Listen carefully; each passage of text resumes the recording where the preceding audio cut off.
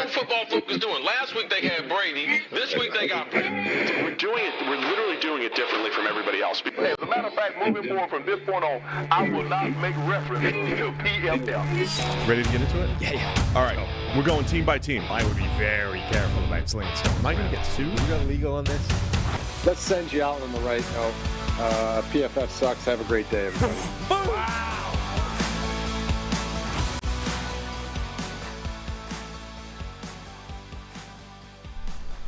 Welcome into the PFF NFL podcast. Steve Palazzolo saying, Monson back at studio here. We're back, man. We're back and just about alive. How was your COVID plus ski trip? Yeah, it turns out it was COVID on the Super Bowl. Yeah. Which I didn't really even think about until a couple of days after the Super Bowl show. I was like, It doesn't really matter what it is at this point. well, it was sort of like, because the real reason we didn't think about it is because it all came from Gordon, right? He was like the carrier for whatever this was, and he just went down for like 12 hours for a nap one day and was like, now I'm better again. And Tyler had food poisoning or whatever, and we thought, maybe Tyler had a rough week. Yes. Producer Tyler went straight from food poisoning to whatever disease we were passing around. Right, Yeah. but my thought was basically just like, it's some kind of virus that just goes around, knocks you out for 24 hours, and we're back up and running. And it was only on like day 2 or 3 or whatever. I was like, I wonder if this is COVID. Took a test, and it turned out it was COVID, which is my first go-around with it. I'd so far avoided it up until that point. Yeah, good work. Turns out it sucks. Yeah, it kind of knocks you down a little bit. I was down for like 3 days. And even like today is probably the first day that I haven't felt sick. Like I'm just tired because I went on a ski trip after that. That was a tough conversation with my wife when I came home on the Monday that we got back. I'm back. Bad news. I'm also sick. See ya. I was getting text all throughout the week like, man, you need to come home. Your kids, it's all 4 of them. They're acting up. When you come home, you're doing everything. And I slept all day. So then I had a pre-booked ski trip with Scout. I was going to take Scout for like a weekend skiing because I was given a ski pass as a present. So I booked this whole thing for like a week after the Super Bowl. So now I'm like running up against this, COVID time. I'm like, CDC and stuff says, 5 days afterwards you can come out of a locked closet or whatever you're supposed to be doing. So I'm testing. I'm going negative. I'm now We're bringing Scout. So I'm on fully masked up and like respiratory. The test itself doesn't actually matter. Whatever. But I'm like fully locked in to try and not get her sick and other people. Whilst knowing I'm probably fine, but I'm just wrecked at this point. So I'm like, well, what does your body really need after COVID? Altitude and exercise. Yes, that's what you need. That's the place. So that was pretty rough. In other news, I came in this morning to the office, and Susie, what is it? Office manager? Is that her gig? Yes, office manager Susie. She comes in with this box, and it's like, this will arrive for you today. I'm like, really? Okay, so I open it, and it's gift wrapped. There's a purple gift wrapping thing over there. Wow. And it was from a listener, Ricardo. And it said on the label, it said for next year's Super Bowl. And it is the product label here is a children's height boosting cushion. So someone sent me a booster seat. So the next time I'm sitting that's great. next to you at a table, Wow. I have a child's, and it's Our specifically listeners are amazing. applicable Viewers. age over 5 years old. So you fit. That's good. That's perfect. Yeah, so we'll have to, I assume this is inflatable, but it might not be. We'll have to try that out. Put that with the gear for next year's Super Bowl. We have a booster seat. A booster seat. Man, that is amazing. Thank you. So we send in free subscriptions to booster seat guys? Well, that's another thing that's on my list of things to do now that I'm alive again. Remember we said at the Super Bowl, next week we'll get to all the people who we lost bets to and we owe free PFF Plus subscriptions. Well, since I died during the intervening time, I haven't done that yet this week. Well, we'll definitely get to that. I apologize. I was asking for mailbag questions, not really knowing how we were going to run these shows, but I realized because next week's the scouting combine. Mm-hmm. We're going to be there all week. I'm going to be locked in meetings with teams, so I won't be on live shows with you. And then the following week, I'm going to Mexico. Just running to Mexico for a wedding, not mine. Oh. And so I'm going to be gone the week after that, and then free agency hits. So one of our favorite series of the year is fixing every team in 5 minutes. So I think we realized between today, tomorrow, and then next week, pre-combine, we need to get this in because we like to fix every team. We like to take 5 minutes to do it, and we like to talk free agency and the draft. So we're going to start that today. with the AFC and the NFC North teams, fixing every team in 5 minutes, we'll get back to mailbag and answering questions and draft rankings and all that fun stuff post Mexico, most likely. Okay. Sound good? Mm-hmm. So the history of this series, Sam, we did actually try to do a 32-team show one time where we fixed every team in 5 minutes. Yeah. And we said if we just spend 5 minutes on every team, we have a full show. It's a long show, but we're going to do it. Mm-hmm. And the very first team, I think, was the Miami Dolphins or something, and we just went on and on about their quarterback situation and what they need to do. So it's fixing every team in 5 minutes, but not really. Yeah. We were like 20 minutes in to the Dolphins. We're like, okay, that's probably not happening. So we're going to do – so we do generally dedicate about 20 minutes per team, 15 to – we'll aim for 15 and go through what teams are losing, what they've got coming back, a little cap situation, draft potential, free agent potential. I'll give every team the same free agents because that's how we do it.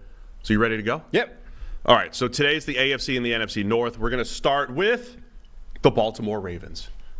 Baltimore Ravens, AFC championship participant this year, best record in the NFL, but lose to the Kansas City Chiefs, 1 game away from the Super Bowl coming into this offseason here.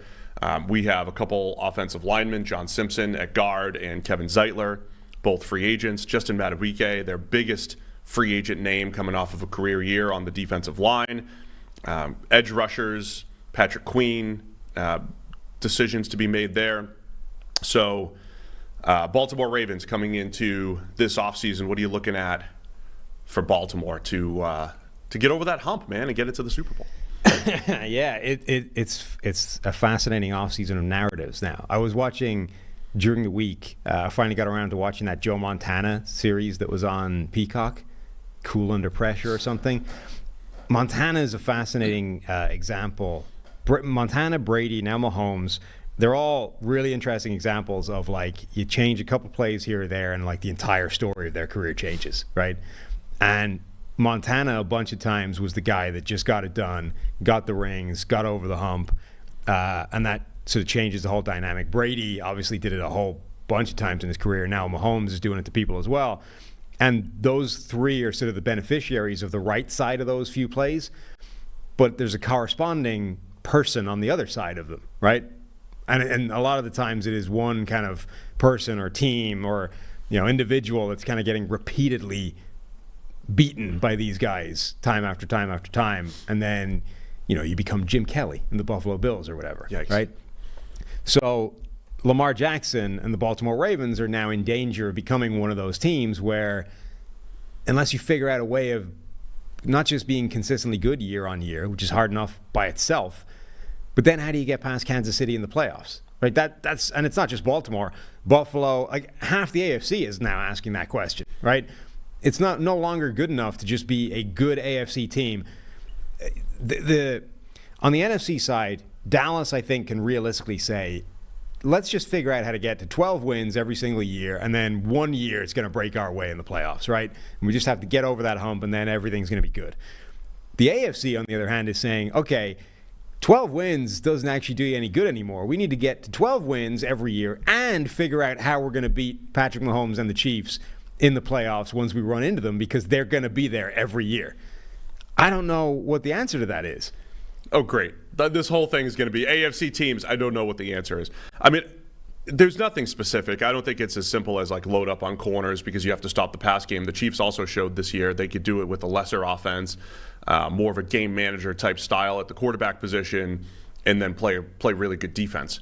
To me, it's just all about you just have to continue to make your team better. And I think where Baltimore's strengths have been, how did Baltimore get here? Part of that is, I think, just continuing to make good decision after good decision. 2 years ago, they traded Marquise Brown for a first-round pick night of the draft, and that night they come away with Tyler Linderbaum at center and safety Kyle Hamilton, right? And so you could easily say, well, Kyle Hamilton is better and more valuable than Marquise Brown, right? And Tyler Linderbaum is on his way, if he's not there already, to be one of the best starting centers in the league. So I think that's what Baltimore has done to this point, and I think they just need to continue down that path. Now, I would say one of the places, because of how Baltimore has played defense, both under Wink Martindale and then under Mike Macdonald before he got the Seattle head coaching job, Baltimore has seemingly built their defense from back to front. and thought about their corners and their secondary. That's where they've invested the most. And then at linebacker with Roquan Smith, right? They traded for him and then paid him a ton of money. I do wonder how much they want to go. So that was more at the neglect of, say, your edge rushers, where a lot of other teams, that's where they tend to invest. Baltimore did a nice job of getting Jadeveon Clowney on the one-year deal again this year, which teams have been doing. They brought Kyle Van Noy in off the couch. Like, those guys played solid football. But if you're talking about what may have been missing in an AFC championship against the Chiefs, I think it's that ability to get pressure off the edge. So with Odafe Owe, heading into year 4 for Owe, David Ajabu coming off of injury. I mean, they've got a little bit more work to do, I think, on the edge. For a team that was as good as they were, and certain important parts are obviously locked up long term, Lamar Jackson, etc. There is a lot that needs to be done to this roster, like for 2024. It's far from, we're pretty much intact. We've got a couple of small decisions here or there, a couple of starting spots that can go in a different direction. They actually have a lot of turnover showing up, and potentially one of the single biggest pieces of business they have to do is their own. Like, can they afford to let a guy like Justin Madubuike hit free agency? I would say probably not. So, like, job one needs to be either locking him up long-term or franchise tagging him, which is not exactly the most. I mean, that's putting an already not great salary cap position under even more pressure if they then have to use a franchise tag on a defensive tackle. They are. There are also rumors that cornerback Marlon Humphrey might be a cut candidate. Right. At over almost $20 million APY for Marlon Humphrey. And he's coming off a year where he played only 570 snaps, a 65 grade. That's the lowest grade of his career. 2 out of his last 3 years, Humphrey has had the lowest grade. His 2 lowest grades have come over the last 3 years for the Ravens. When I think there was one point in by the way, I also think part of that is just expanded role for Humphrey when he started moving around a little bit more, put a little bit more on his plate. But that's one of those questions I think that the Ravens have to answer as well. Do they bring back a Kevin Zeitler at this point? Still a solid guard. I do think the offensive line is one of those positions where you can continue to sign older players for 1-2 years at a time and still get value. And once you start trying to get younger there, and you've seen other teams do this, like, we'll just replace this veteran with this, 3rd-round draft pick or 4th-round draft pick. Sometimes it takes those guys a little bit longer to develop. I think trying to bring Zeitler back makes a lot of sense. And then you can, if you've got 4 slots solidified on the offensive line, that 5th slot makes it easier to start, get younger and figure that out from there. Sure. I'm one kind of almost throwaway redshirt type of pick that they had a year ago that I'm curious to keep an eye on this offseason is Andrew Voorhees, the USC offensive lineman. Remember, he was the guy that tore his ACL at the combine, right? Like doing drills on the field. Did the bench press with like his leg in a cast, like on crutches, hobbled out to the bench, but reps, whatever, something ridiculous, like 30-something reps with a leg, like one leg just dangling off the side of the bench in a big air cast or whatever. And then the Ravens end up drafting him 7th round, right? Something ridiculously low, day 3 pick, and essentially redshirting him. Like, we'll put him on IR, we'll have him recover there. But he's a guy I think that has starting ability, and I'm just obviously rooting for the guy. Given that story, it would be interesting to see if he has a pathway through to a starting job, given that theoretically either one of those guard spots is kind of up for grabs. A couple other holes to fill that I want to discuss here on the offensive side of the ball. OBJ was just signed to that 1-year deal, so he's a free agent. They drafted Zay Flowers in the 1st round last year. What felt like pretty good depth at receiver and tight end last year. Now it's like, all right, you've got Zay Flowers, and do you really trust Rashad Bateman? Do you trust anyone else in that receiving core? So it feels like another need this offseason. And then running back, where J.K. Dobbins and Gus Edwards both, hitting the market there. And look, one of our listeners said, I can't wait to see Steve give Derrick Henry to 24 teams. Right? And so team number 1 will be will be the Baltimore Ravens. I will pair Derrick Henry with teams who will run the ball often, much like I think, if you're a good running back, I will pair you with a team that has either a running quarterback or a team that's going to run the ball a lot, or both. And so is this actually a move for Baltimore to go get a Derrick Henry just because it fits their style? They're not as run heavy maybe as they were previously, but I think Baltimore's secret sauce offensively this year was the ability to win in different ways. They had games where it was pass attack. They had games where it was the running attack. They had games where it was more on Lamar, less on Lamar. Does Derrick Henry actually make sense for the Ravens? I mean, I would love to see Derrick Henry in that offense, but I don't know that I could advocate them, paying the money for that to make sense. Like, also, part of it depends what Derrick Henry's market is going to be, which I think is a very difficult thing to pin down, because any sort of conventional wisdom or money management, roster management, whatever, you couldn't really construct a good argument for any team really at this point to go after Derrick Henry and pay him significant money because of everything we know about running backs. On the other hand, Derrick Henry has been the exception. Like, he's been the unicorn, the thing that you're not supposed to do, go chasing exceptions. He's shown repeatedly throughout his NFL career that he is the exception. So do you still treat him like an exception at this point in his career and say, he's worth giving that money to? Like, he's a guy we can give that contract to. He's a guy we can go after that we wouldn't for any other running back.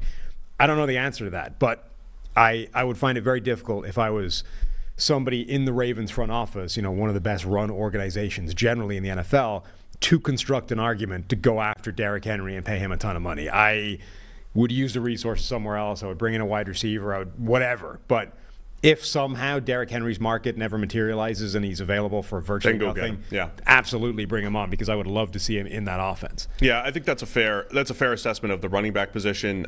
Running back will be interesting because those guys, again, Gus Edwards has averaged close to 5 yards per carry, right, his entire career as an undrafted free agent. The Ravens have done a nice job of making running backs. At the same time, you've got the Christian McCaffrey factor with the Niners.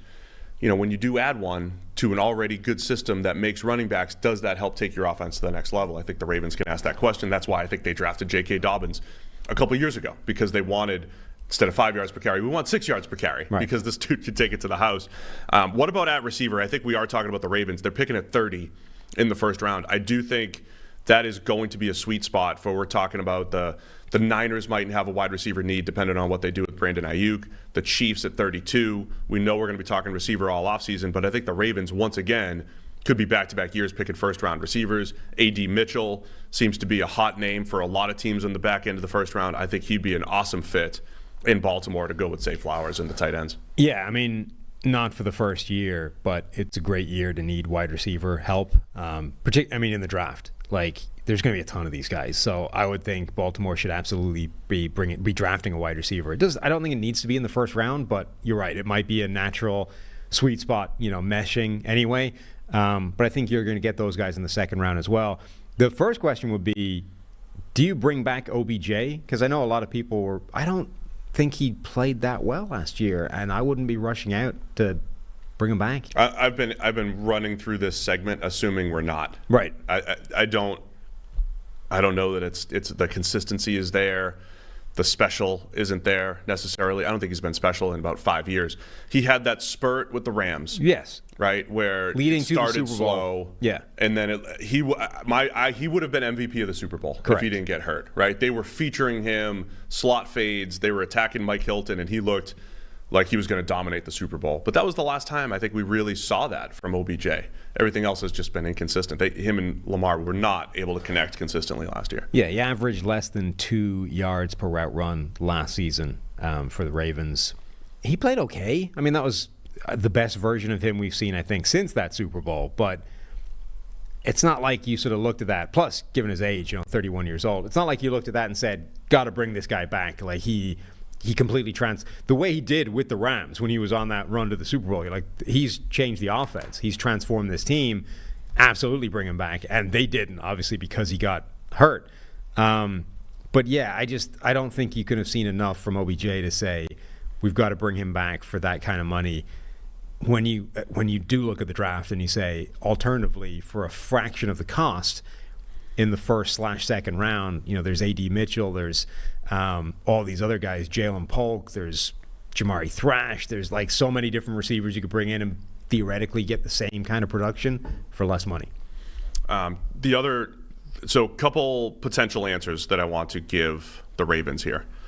in free agency at guard, if they look at Damian Lewis of the Seattle Seahawks, Okay. I think he fits from a run blocking perspective, 75th percentile throughout his career in positively graded run blocks. That is a huge stable stat for interior offensive linemen. I think he'd be a nice fit, and try to bring back Zeitler. Keep that offensive line intact.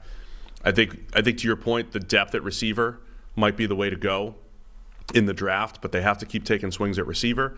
The other thing, as I mentioned earlier, the edge rush position here in Baltimore, is that going to be featured more in a different offense? Edge rusher at the back end of the first round, if that ends up becoming a play. Chop Robinson from Penn State, he's 44th on the PFF draft board at the moment. I don't know if that, a lot of people had him in the first round. I don't know where he ends up landing. And then Darius Robinson from Missouri, who's getting a ton of publicity, coming off one of the best Senior Bowls we've ever seen. Darius Robinson, again, I bet by the end of this whole thing, they're talking about him in the top 10 to 15. But as of now, he's creeping up into the first round, and he might be a good fit for Baltimore late in the first. So I think edge and receiver, there'll be some options there at the back end of the first. They're value positions. They fit what Baltimore needs, and I think that's going to be the way to go. I also think this is a year or an offseason where the type of veteran free agent edge rushers that Baltimore loves to bring in, the Jadeveon Clowneys of the world, there's going to be a bunch of those guys available right before the season that they can just bring in. You're going to look at this depth chart at some point in the offseason and be like, wow, Ravens really don't have that much when it comes to pass rushers or edge rushers in particular. And then they're going to sign, Marcus Davenport and Darrell Taylor or something in the space of 3 days. And be like, oh, look, it's fixed. They did it. And it's going to cost them not much. Yeah, those guys are in the hundreds on our board right now. And I think that a lot of that makes sense. The way they have operated to this point. I just wonder if when they're assessing this season and they're like, hey, the Chiefs are the team to beat, having a little bit more off the edge to kind of slow down that offense might make sense. All right, so look, we don't give you every single answer. We talk through what the potential options are, right? So do we fix the Baltimore Ravens? This is getting us to the Super Bowl. At least this year we're not talking about are they bringing Lamar Jackson back? Yes, true. And then run the ball in the AFC Championship a little bit more. Yeah, we don't have to relitigate the Lamar Jackson contract mess. So that's good. Is 2024 bringing exciting or unexpected changes to your life? Well, here's a secret weapon to help you face those challenges with more confidence. It's a great term life insurance policy. That's right. Fabric by Gerber Life makes it simple to protect your family's financial future so you can focus on what's ahead, knowing your family is protected if something else unexpected happens. Fabric was designed by parents for parents to help you get high-quality term life insurance, high-quality, surprisingly affordable term life insurance policy in less than 10 minutes. Fabric has flexible policies that fit your family and your budget, like $1 million in coverage for less than $1 a day. Get your personalized quote in just minutes and then apply when it's convenient for you. It's all online and on your schedule. You go from start to covered in less than 10 minutes with no health exam required. So join the thousands of parents who trust Fabric to protect their family. Apply today in just minutes at meetfabric.com/PFFNFL. That's meetfabric.com, MEET, fabric.com/PFFNFL. Policies issued by Western Southern Life Insurance Company, not available in certain states. Prices subject to underwriting and health questions. Ravens are fixed. Let's move on. Cincinnati Bengals. We got some scenarios here in Cincinnati, coming off a year where obviously Joe Burrow was injured, and we talk about the teams, trying to knock off the Chiefs. Well, the Ravens are one of those teams that can still do it, right? I mean, they lost by a touchdown in the AFC Championship just this year, which included a fumble at the goal line and Lamar Jackson making a bad red zone decision for an interception. It could have gone either way, right, at the end of the day. And the Bengals are the one team, or have the one quarterback who's still active, who has knocked off Patrick Mahomes in a playoff game. Well, they're the one team that has actual history of being able to go toe-to-toe with the Chiefs and come out on top, more often than losing. Yeah. Literally, they're the only team to be able to do that, essentially. So now the challenge with Cincinnati and these other teams that, like a Baltimore that just locked up Lamar Jackson for a lot of money, you've got Joe Burrow getting paid. Yeah. And so you don't have rookie contract quarterback anymore. So I think the Bengals, the Bills, the Ravens, they're some of the more fascinating teams to figure out because you got the quarterback locked up. We're not playing that game. Right. But you're trying to figure out what are the best ingredients around your highly paid quarterback to make this run. And now the Bengals at a big time crossroads with T. Higgins as he hits free agency and they have to decide, are we going to franchise tag him? Are we going to re-sign him? Are we going to try to tag and trade? What are we going to try to do with T. Higgins? All these teams now, almost all these teams are in the same bucket in terms of they've all passed the point now of being able to, like, one way of trying to combat Patrick Mahomes and the Chiefs is if you can find the rookie quarterback or the rookie contract quarterback, right, and steal a march on them. Okay, you may have Patrick Mahomes, but you're paying him a large sum of money, even if it's not necessarily, where he deserves to be paid because of the contract he signed. But we can try and offset that because we're only paying our quarterback rookie contract money and we can put the money elsewhere. But you look at all the teams around, and we're now Lamar Jackson, second contract, Joe Burrow, second contract, Josh Allen, second contract, Justin Herbert, second contract. Like, all the guys we're talking about that are going to try and beat the Chiefs, they're all in the same boat of they have that problem as well now.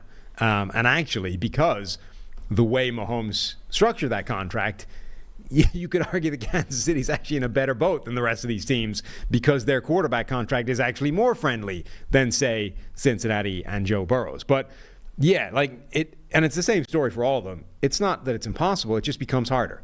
Like, you now have to make some difficult decisions every single year, say T. Higgins, and sometimes you're going to have to let the money make the decision for you and say, I would love to keep this guy around. On the other hand, you sort of look at the next, 2-3 years, we just can't afford to do it. We got to let him walk. And by the way, everyone keeps focusing, hey, T. Higgins. Tyler Boyd is on his way out as well. Nobody's even talking about that. Like, we're just saying bye-bye to Tyler Boyd, and it's a case of, do you keep T. Higgins as well? The other thing you're going to hear a lot in just from talking heads this offseason, the Chiefs set the pattern here, right? They got rid of their high-priced receiver. They didn't pay him, and they still won. And I caution everybody to not listen to such analysis. I do not believe that the Chiefs are a blueprint in any way because they do have the common denominator, not only Mahomes, but when they made that move, they went, at the end of the Super Bowl, what are all the narratives? Okay, Mahomes is the best quarterback in the NFL. He's goat chasing right now. And they've got a newly minted potential Hall of Fame defensive coordinator in Spags. And Andy Reid he's goat chasing too, as far as the best coach of all time. Is he on his way?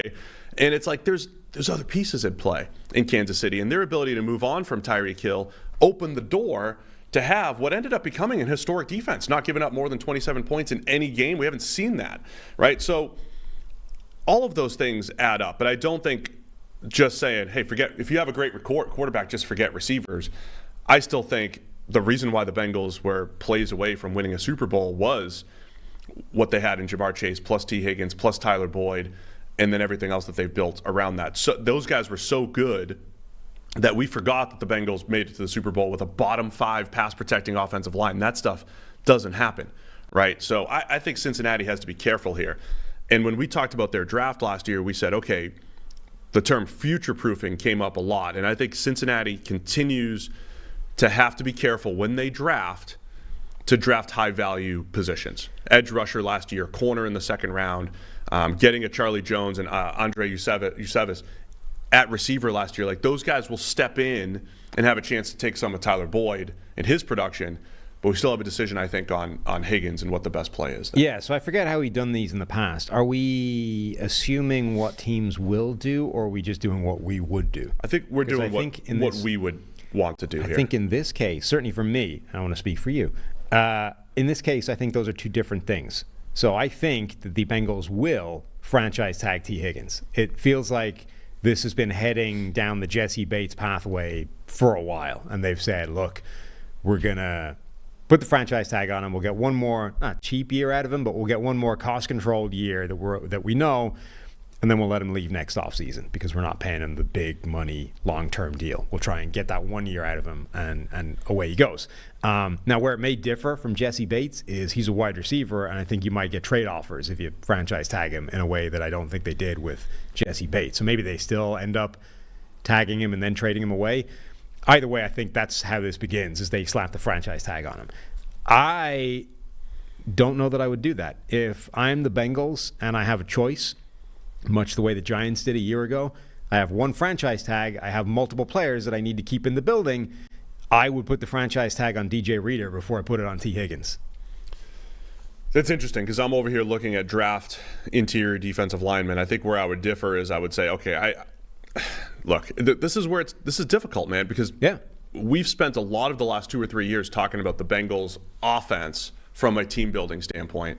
Lou Anarumo on the defensive side of the ball, defensive coordinator, has done a really nice job. They were never really stars on that side of the ball. You could argue, hey, Trey Hendrickson at edge has become a star. Jesse Bates, had star type of power, but they had done a really nice job stitching it together. But they had holes last year. The safety position was an issue without Jesse Bates, and DJ Reader has been a consistent impact player for them. So I don't hate the tag for Reader because we've seen his on-off and impact there. But my concern is I think you can get your run-stopping defensive lineman in the draft. Isn't that the sort of thing that everybody that's what everyone preaches, and then the draft rolls around every year and we're like, where are the interior players? I mean, in the third round, second, third, fourth round. T'Vondre Sweat, if T'Vondre Sweat is there in the second round for Cincinnati, our strategy is never going to be like, oh, we'll let Reader walk because we're going to draft Sweat in round 2. But those guys theoretically are easier to replace. But Reader has been a massive impact for them, though. And I think Reader is much more than just a run-stuffing defensive tackle. Like, the thing that makes Reader special is he's a player that can impact the game in both ways. Like, he's an absolute force in the run game, but he's also an impact player as a pass rusher as well. Not in the Aaron Donald type of mold, but he's a good enough pass rusher at his size to be able to push the pocket, to be able to create pressure, to be able to cause problems, disruptive, and play on all 3 downs. My concern with Reader is injury history. Like, he's had some injuries, and when he's not there, it's a problem. But, 29 years old, one of the very few players in today's NFL that can, I think, legitimately impact the game as both a run stuffer and a pass rusher, and they don't have any, you can't replace him with just a guy. You might be able to replace part of what he does with a second or third round player, but I don't think you can replace all of what he does with, forget second or third round. I don't think you can replace that in the draft. So the other positions that need to be addressed, we mentioned the 2 wide receivers, but right tackle Jonah Williams also hits free agency. And the Bengals are also at this point where I thought they made good strides on the offensive line, but they weren't great again last year. So I think depth is going to be an issue, even though on paper they've got 4 out of 5 starters returning on the offensive line. I think you really want to keep that depth going. Jonah Williams currently, their last year's starting right tackle, currently 54th on the PFF free agent board. So who's going to be the guy that we give to every team? Michael Onwenu. Michael Onwenu. He's the guy, unless now. I thought you were going to say Josh Jones because we did that last year, and no. we'll play. I want to play that game again this year. Well, Josh Jones, anyone that needs a left tackle should absolutely be signing Josh Jones. But I think he might actually be a left tackle only. Yeah. As weird as that sounds in today's NFL, I think he might be limited to that one. Not because of skill set, just because of however they're handling the position from what we've seen so far. Right, that one position on the offensive line is where he plays well. But what I'm curious about for Onwenu is, has the way he's been sort of treated by the Patriots, is that indicative of how the entire league sees him? Are we looking at this guy who, for some reason, they're not 100% convinced he's even a starter? He's like a swing tackle, a guy that can play inside, outside. Or are the teams looking at this and saying, the PFF grades are insane. He's always played well regardless of where he's lined up. And when he's been at right tackle, he's been the best version of himself at 26 years old. This is a cornerstone player that we can get for pennies on the dollar. So what is his market going to look like? Because if it's cheap, half the league should be jumping on this guy to sign. We know that if he was a former first-round pick, the market would be stronger. Right. One of the things our guy Brad Spielberger talks about is your draft position actually affecting your market when you hit free agency. So as a former 6th rounder, you're basically saying there are teams. Sometimes the league differs from our grades, right? They really look at PFF like you guys are idiots, right? Not every time, not most of the time, but sometimes they think that. We still take crap for Evan Mathis, still do. People still bring up we overgraded Evan Mathis. If that's the case for Onwenu, then maybe the market is better. The thing I would argue though is I would trust the grades because over time, better grades lead to more wins for your team, Right. and more WAR leads to more wins. And Onwenu, in that case, if the league is undervaluing him, I believe it makes him undervalued as a guy that has been successful at both guard and at tackle. Now, for what it's worth, if you go to PFF's free agent rankings, Brad Spielberger's contract projection for him is 4 years, $14.5 million per year, 33 guaranteed, $58 million total. So it's not. And he's doing that not just based off grades, he's doing that based off conversations Right. and trying to anticipate what the league is going to look at. And that's kind of somewhere in the middle, right? It's like it's not bargain basement shopping, but neither is it $20 million a year for a solid starting tackle. So, when I like the idea of Onwenu. If they could try Josh Jones at right tackle, maybe that's the way to go. When the Bengals are also picking at 18, they got a few extra picks this year. They're going to end up with, they have 9 total picks going into the draft. So they have pick 18 and then pick 49. There was a point earlier this offseason I was thinking Rome Odunze from Washington. Before he was getting more top 10 hype, I was thinking in my head, I'm like, man, that would be a nice fit for Joe Burrow. The way he catches the ball at the catch point, as a vertical threat opposite Jamar Chase. No matter what happens with T. Higgins, you're still trying to continue to add to that position. I wonder if he's even potentially there at 18. But if you get an Onwenu in the building, I think you have to try to fill those needs ahead of the draft, right? Always. Yeah. So I don't want to go into the first round saying I got to get my starting right tackle. If they can avoid that, then I think they have the option of receiver, more edge help, I think, potentially there.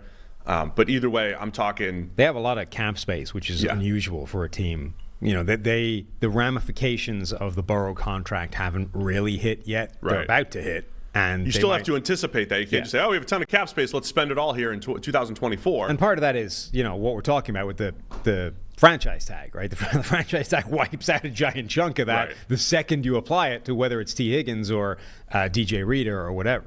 So somebody's getting tagged, that solves one of your short-term needs. Would love to see an Onwenu, a tackle in free agency, have that offensive line solidified. And then I think in the draft you have to get younger on the offensive line. The one thing the Bengals haven't done well is draft and develop offensive linemen, guys that they've drafted later rounds, and it's like, oh yeah, this guy's going to step in at a pinch. We haven't seen much of that from Cincinnati all that well. And then I think D-line, man, they got to continue to load up. Love Trey Hendrickson there, Sam Hubbard there, but I think just continuing to add more depth up front on that defensive line from a draft perspective. Would you keep T. Higgins or not? I would use the tag on Reader and let T. Higgins. I would tag Higgins. Okay. And also explore the trade market with the tag. And then if I had to make one more run with Higgins and Chase together and then lose him next year for a comp pick, I'd be okay with that. I think that's their plan. I mean, that I think is what they're intending to do with that. I stand with the Bengals. Stand with Cincinnati. Yeah. I would let him walk, and then I think I would probably. I'm not sure what I would do to replace what you have. I think I like the potential of Yoshivas, the Princeton wide receiver from a year ago. We just called him Princeton last year. Yeah. I like his potential. I'm not sure if he's ready to do it right now. So I don't know if you try and bring in a veteran receiver as like a bridge, to let him develop into that guy, or you just draft another one and say between the two of them, one of them will, step into that kind of role and be a solid T. Higgins imitation. We're only at team 2, so I'm gonna, Perfect. repeat myself a lot. The wide receiver market, I do believe, just the PFF free agent board, T. Higgins, Michael Pittman Jr., Mike Evans. Then once you get to Marquise Brown, right? Even if you include Mike Evans' age, I'm starting to worry about the money for the Marquise Browns, the Calvin Ridleys. Then it's Darnell Mooney and Gabe Davis and OBJ and Tyler Boyd. I start to worry about the money when that gets up into the $12 to $16 million range on multi-year deals for those guys. I would rather go to the draft. One thing I think that's different about this year's draft class relative to certainly last year's, the size and verticality. Yeah, and when you're talking about replacing a T. Higgins, obviously he's a very specific type of wide receiver. He is a big-bodied, size type of wide receiver. Last year, we were talking about all these tiny receivers, right? Even the top guys, it was Jordan Addison, undersized. It was like Jackson Smith and Jigba he was a slot guy, and he was considered by many to be the number one wide receiver. Quentin Johnson was the only guy at the top with any kind of size, and apparently he's terrible. And then once you got beyond those big three, you got to Josh Downs and Tank Dell and Zay Flowers and these other small receivers. So the one thing that last year's class did not have is size and, that type of receiver. This year, though, certainly once you start getting into the second round and those kinds of things, now you're talking about almost all that's there is size. A.D. Mitchell, Keon Coleman, Xavier Worthy, even guys like Devontae Walker is a reasonably large receiver. Xavier Legette, there's a ton of these giant receivers. Yeah, I would love to see Cincinnati double up. I mean, look, if you have, let's wrap it up on the Bengals. They had enough depth last year that first-round pick Myles Murphy was edge 3 on their team, right? Was in there as part of a rotation. Second-round pick cornerback DJ Turner. He was forced to play a little bit, but he was going to be a backup for a while. Cincinnati is going to start running out of those options as Burrow's contract goes further down the road. They're going to need more instant contributors. But I think they're still in this position where if they tag Higgins, double up on receiver again this year, right? And then it's like, okay, we'll get one starter out of the last 4 draft picks that we've made at receiver over the last couple of years. And then if they want to make a splash play after Higgins leaves, they could figure that out. But I think they can continue to attack these positions, ease guys in, give them, hybrid redshirt type of seasons. Yeah. And so by next year, hopefully DJ Turner's better after a year. Myles Murphy's better and more relied upon. I don't think they need as many instant impact players, but they're going to. They have to load up on those positions that they're eventually going to be losing players. They've been very good as a franchise of future-proofing the roster and drafting for next year or the year beyond. The problem with that strategy is if you get it wrong, you're at a delay. You're like a lag of a year before you figure out that, we screwed that up and now we need to go in a completely different direction. So Myles Murphy, for example. Okay, you got some snaps from him last year, but this is the year where they actually need Myles Murphy to be good, and if he doesn't get any better this year, it's taken them a year to figure out that they might have made a mistake with that pick, and they could have gone a different direction. You know what I mean? It's slower to realize the impact of those moves.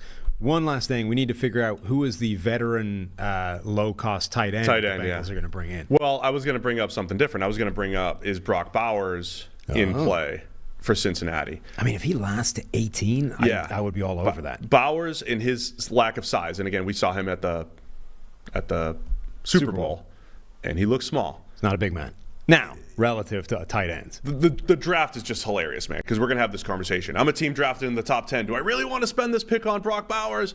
But if I'm at 18, I really want Brock Bowers. Got to have that guy on my team. But I think that's in play for Cincinnati. We've seen him mocked to Indianapolis in the middle of the first, a couple picks earlier. If Brock Bowers is there, then we're solving maybe the T. Higgins problem in a different way, a different position. But again, just attack, flood the field with playmakers, and Bowers is one of them. He's a guy, compared with me, Brock Bowers is a very large person. Compared with you, he looks like a child.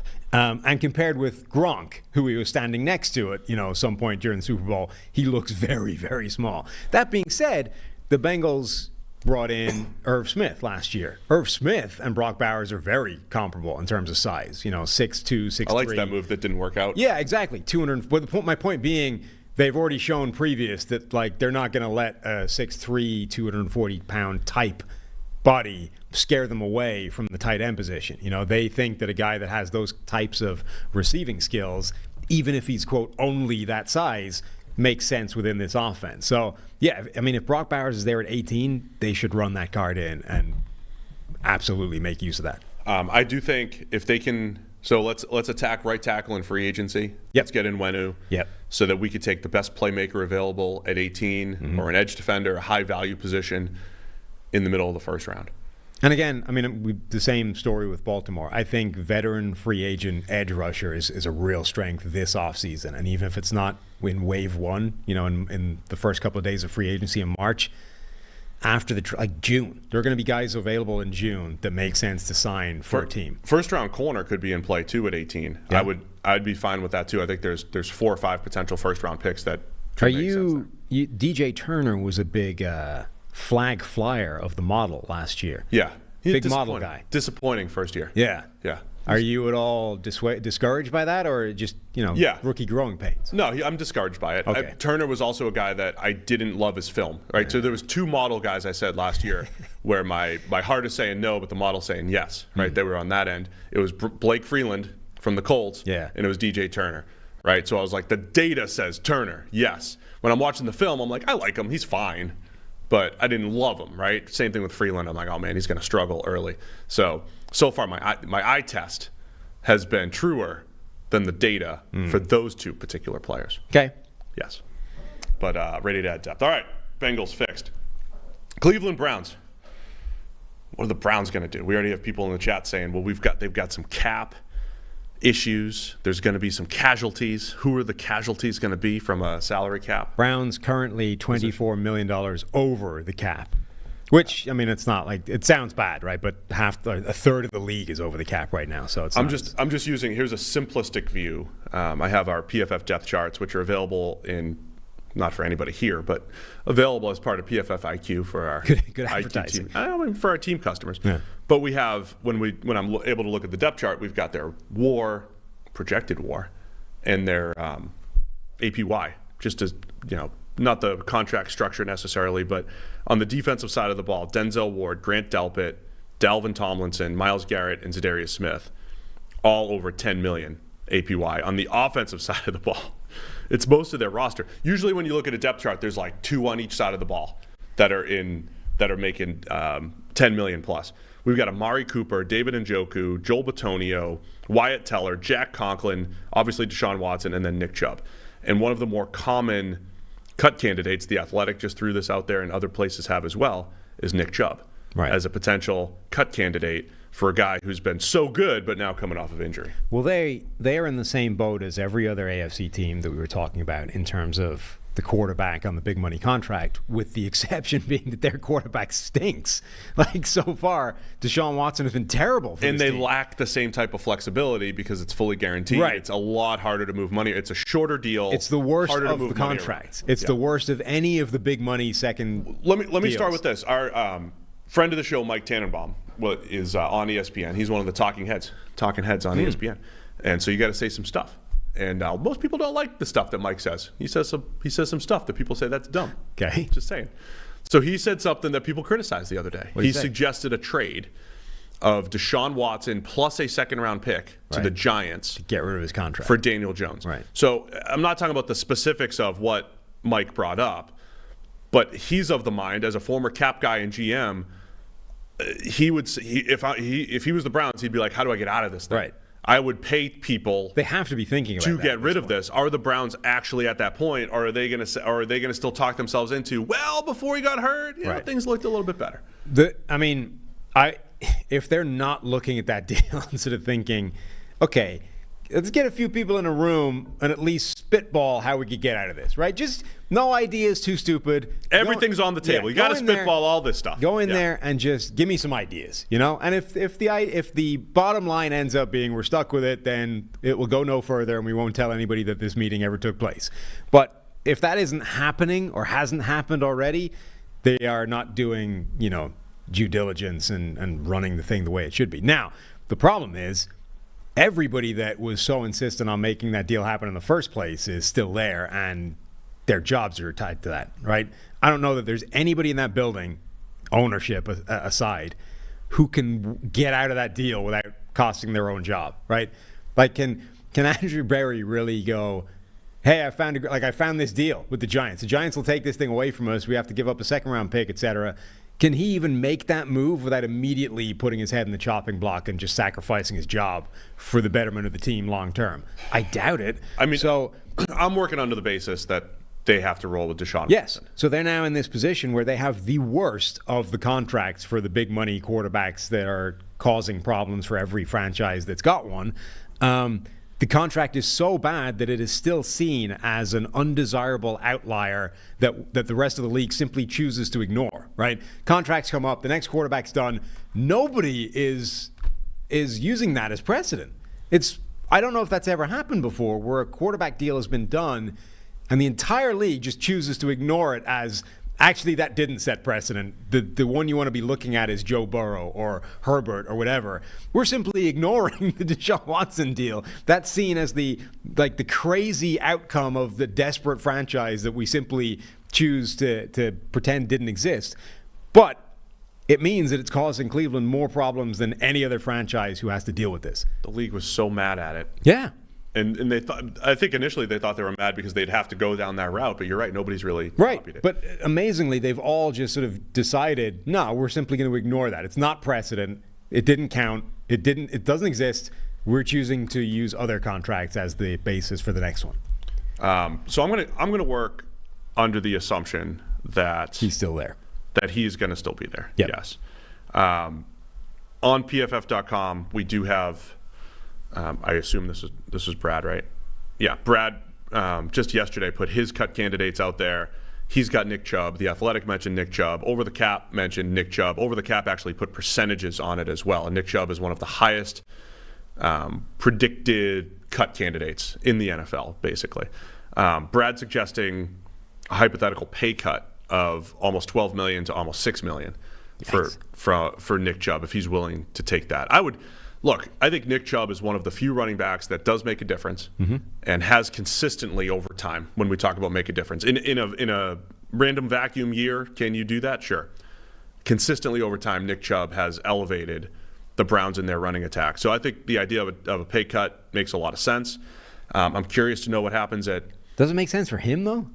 Like, why would he take that? Oh, for him, if you can do this, I'm only talking from a team standpoint. It is, from the why would Nick Chubb want to stay in Cleveland point of view, it is a really good run blocking offensive line. Like that has to factor into his decision making. Let's say that happens, right? The Browns come to him, they say, hey, Nick, here are your choices.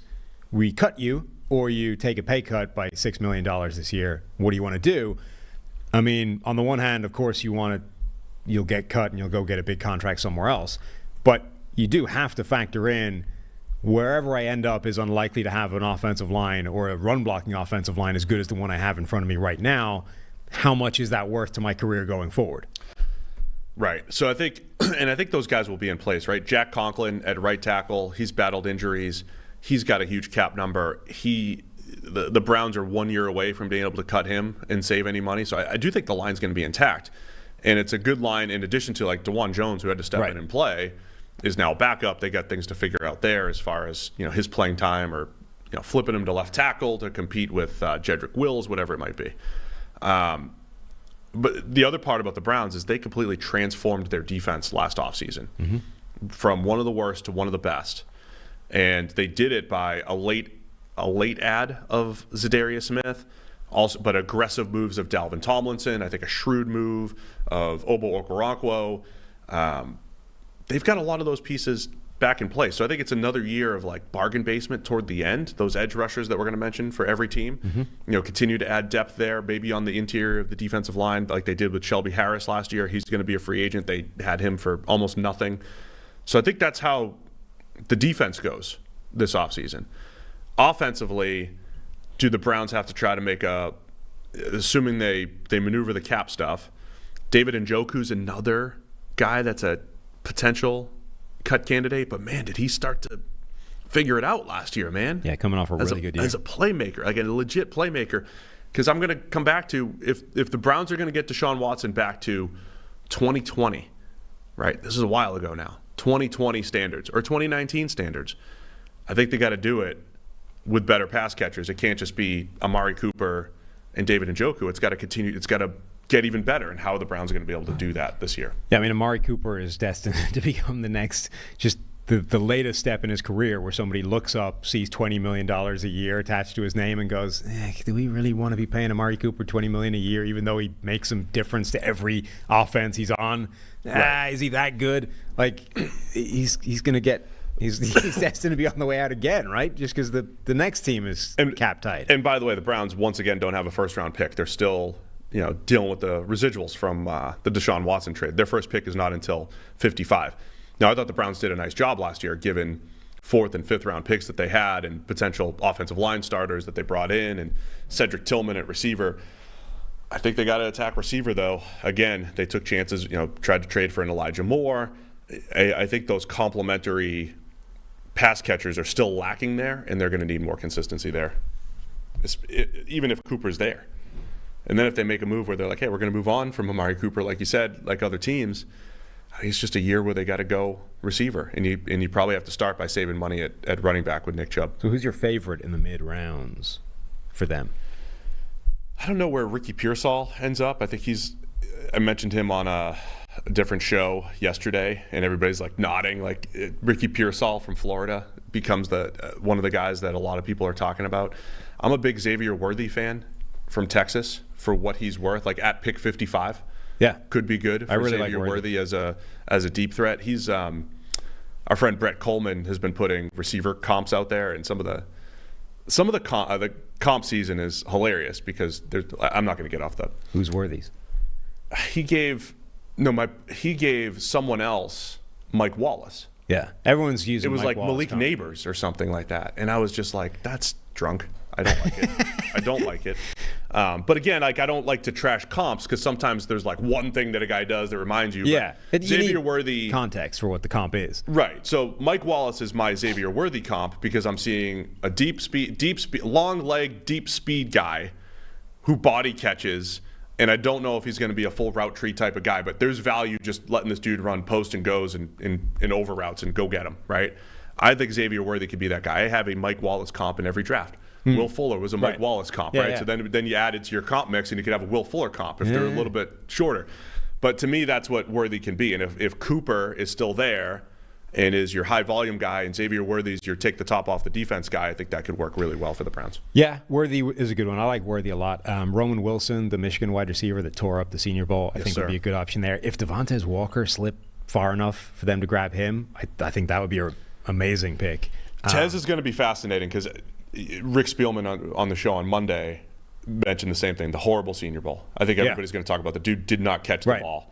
And if that does drop his value a ton, I'm like, all right, that's an upside play. I think a smart team could be looking at that and saying, let's hope everyone focuses on that because his tape from college, I think, is a lot better than that.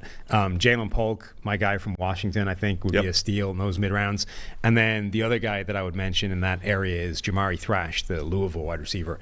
That guy, I think, has really, really high-end ability. So I know, like, this is my strategy every year, and you could say, well, the Browns kind of did that over the last couple of years. They drafted Cedric Tillman and David Bell in the middle rounds. Yeah. They traded for Elijah Moore. None of those have completely hit yet. I do think Tillman has an opportunity to be a guy. And Elijah on Moore the outside too. Yeah, I mean, I think there's a world where even if they decide we've got to get rid of Amari Cooper, like if they hit on that mid-round wide receiver we were talking about, which is not a guarantee, obviously, but like Tank Dell was a third rounder, right? If one of those guys is a Tank Dell type of receiver right away, right? Whichever one they pick, added to Elijah Moore, added to Cedric Tillman getting better in year two.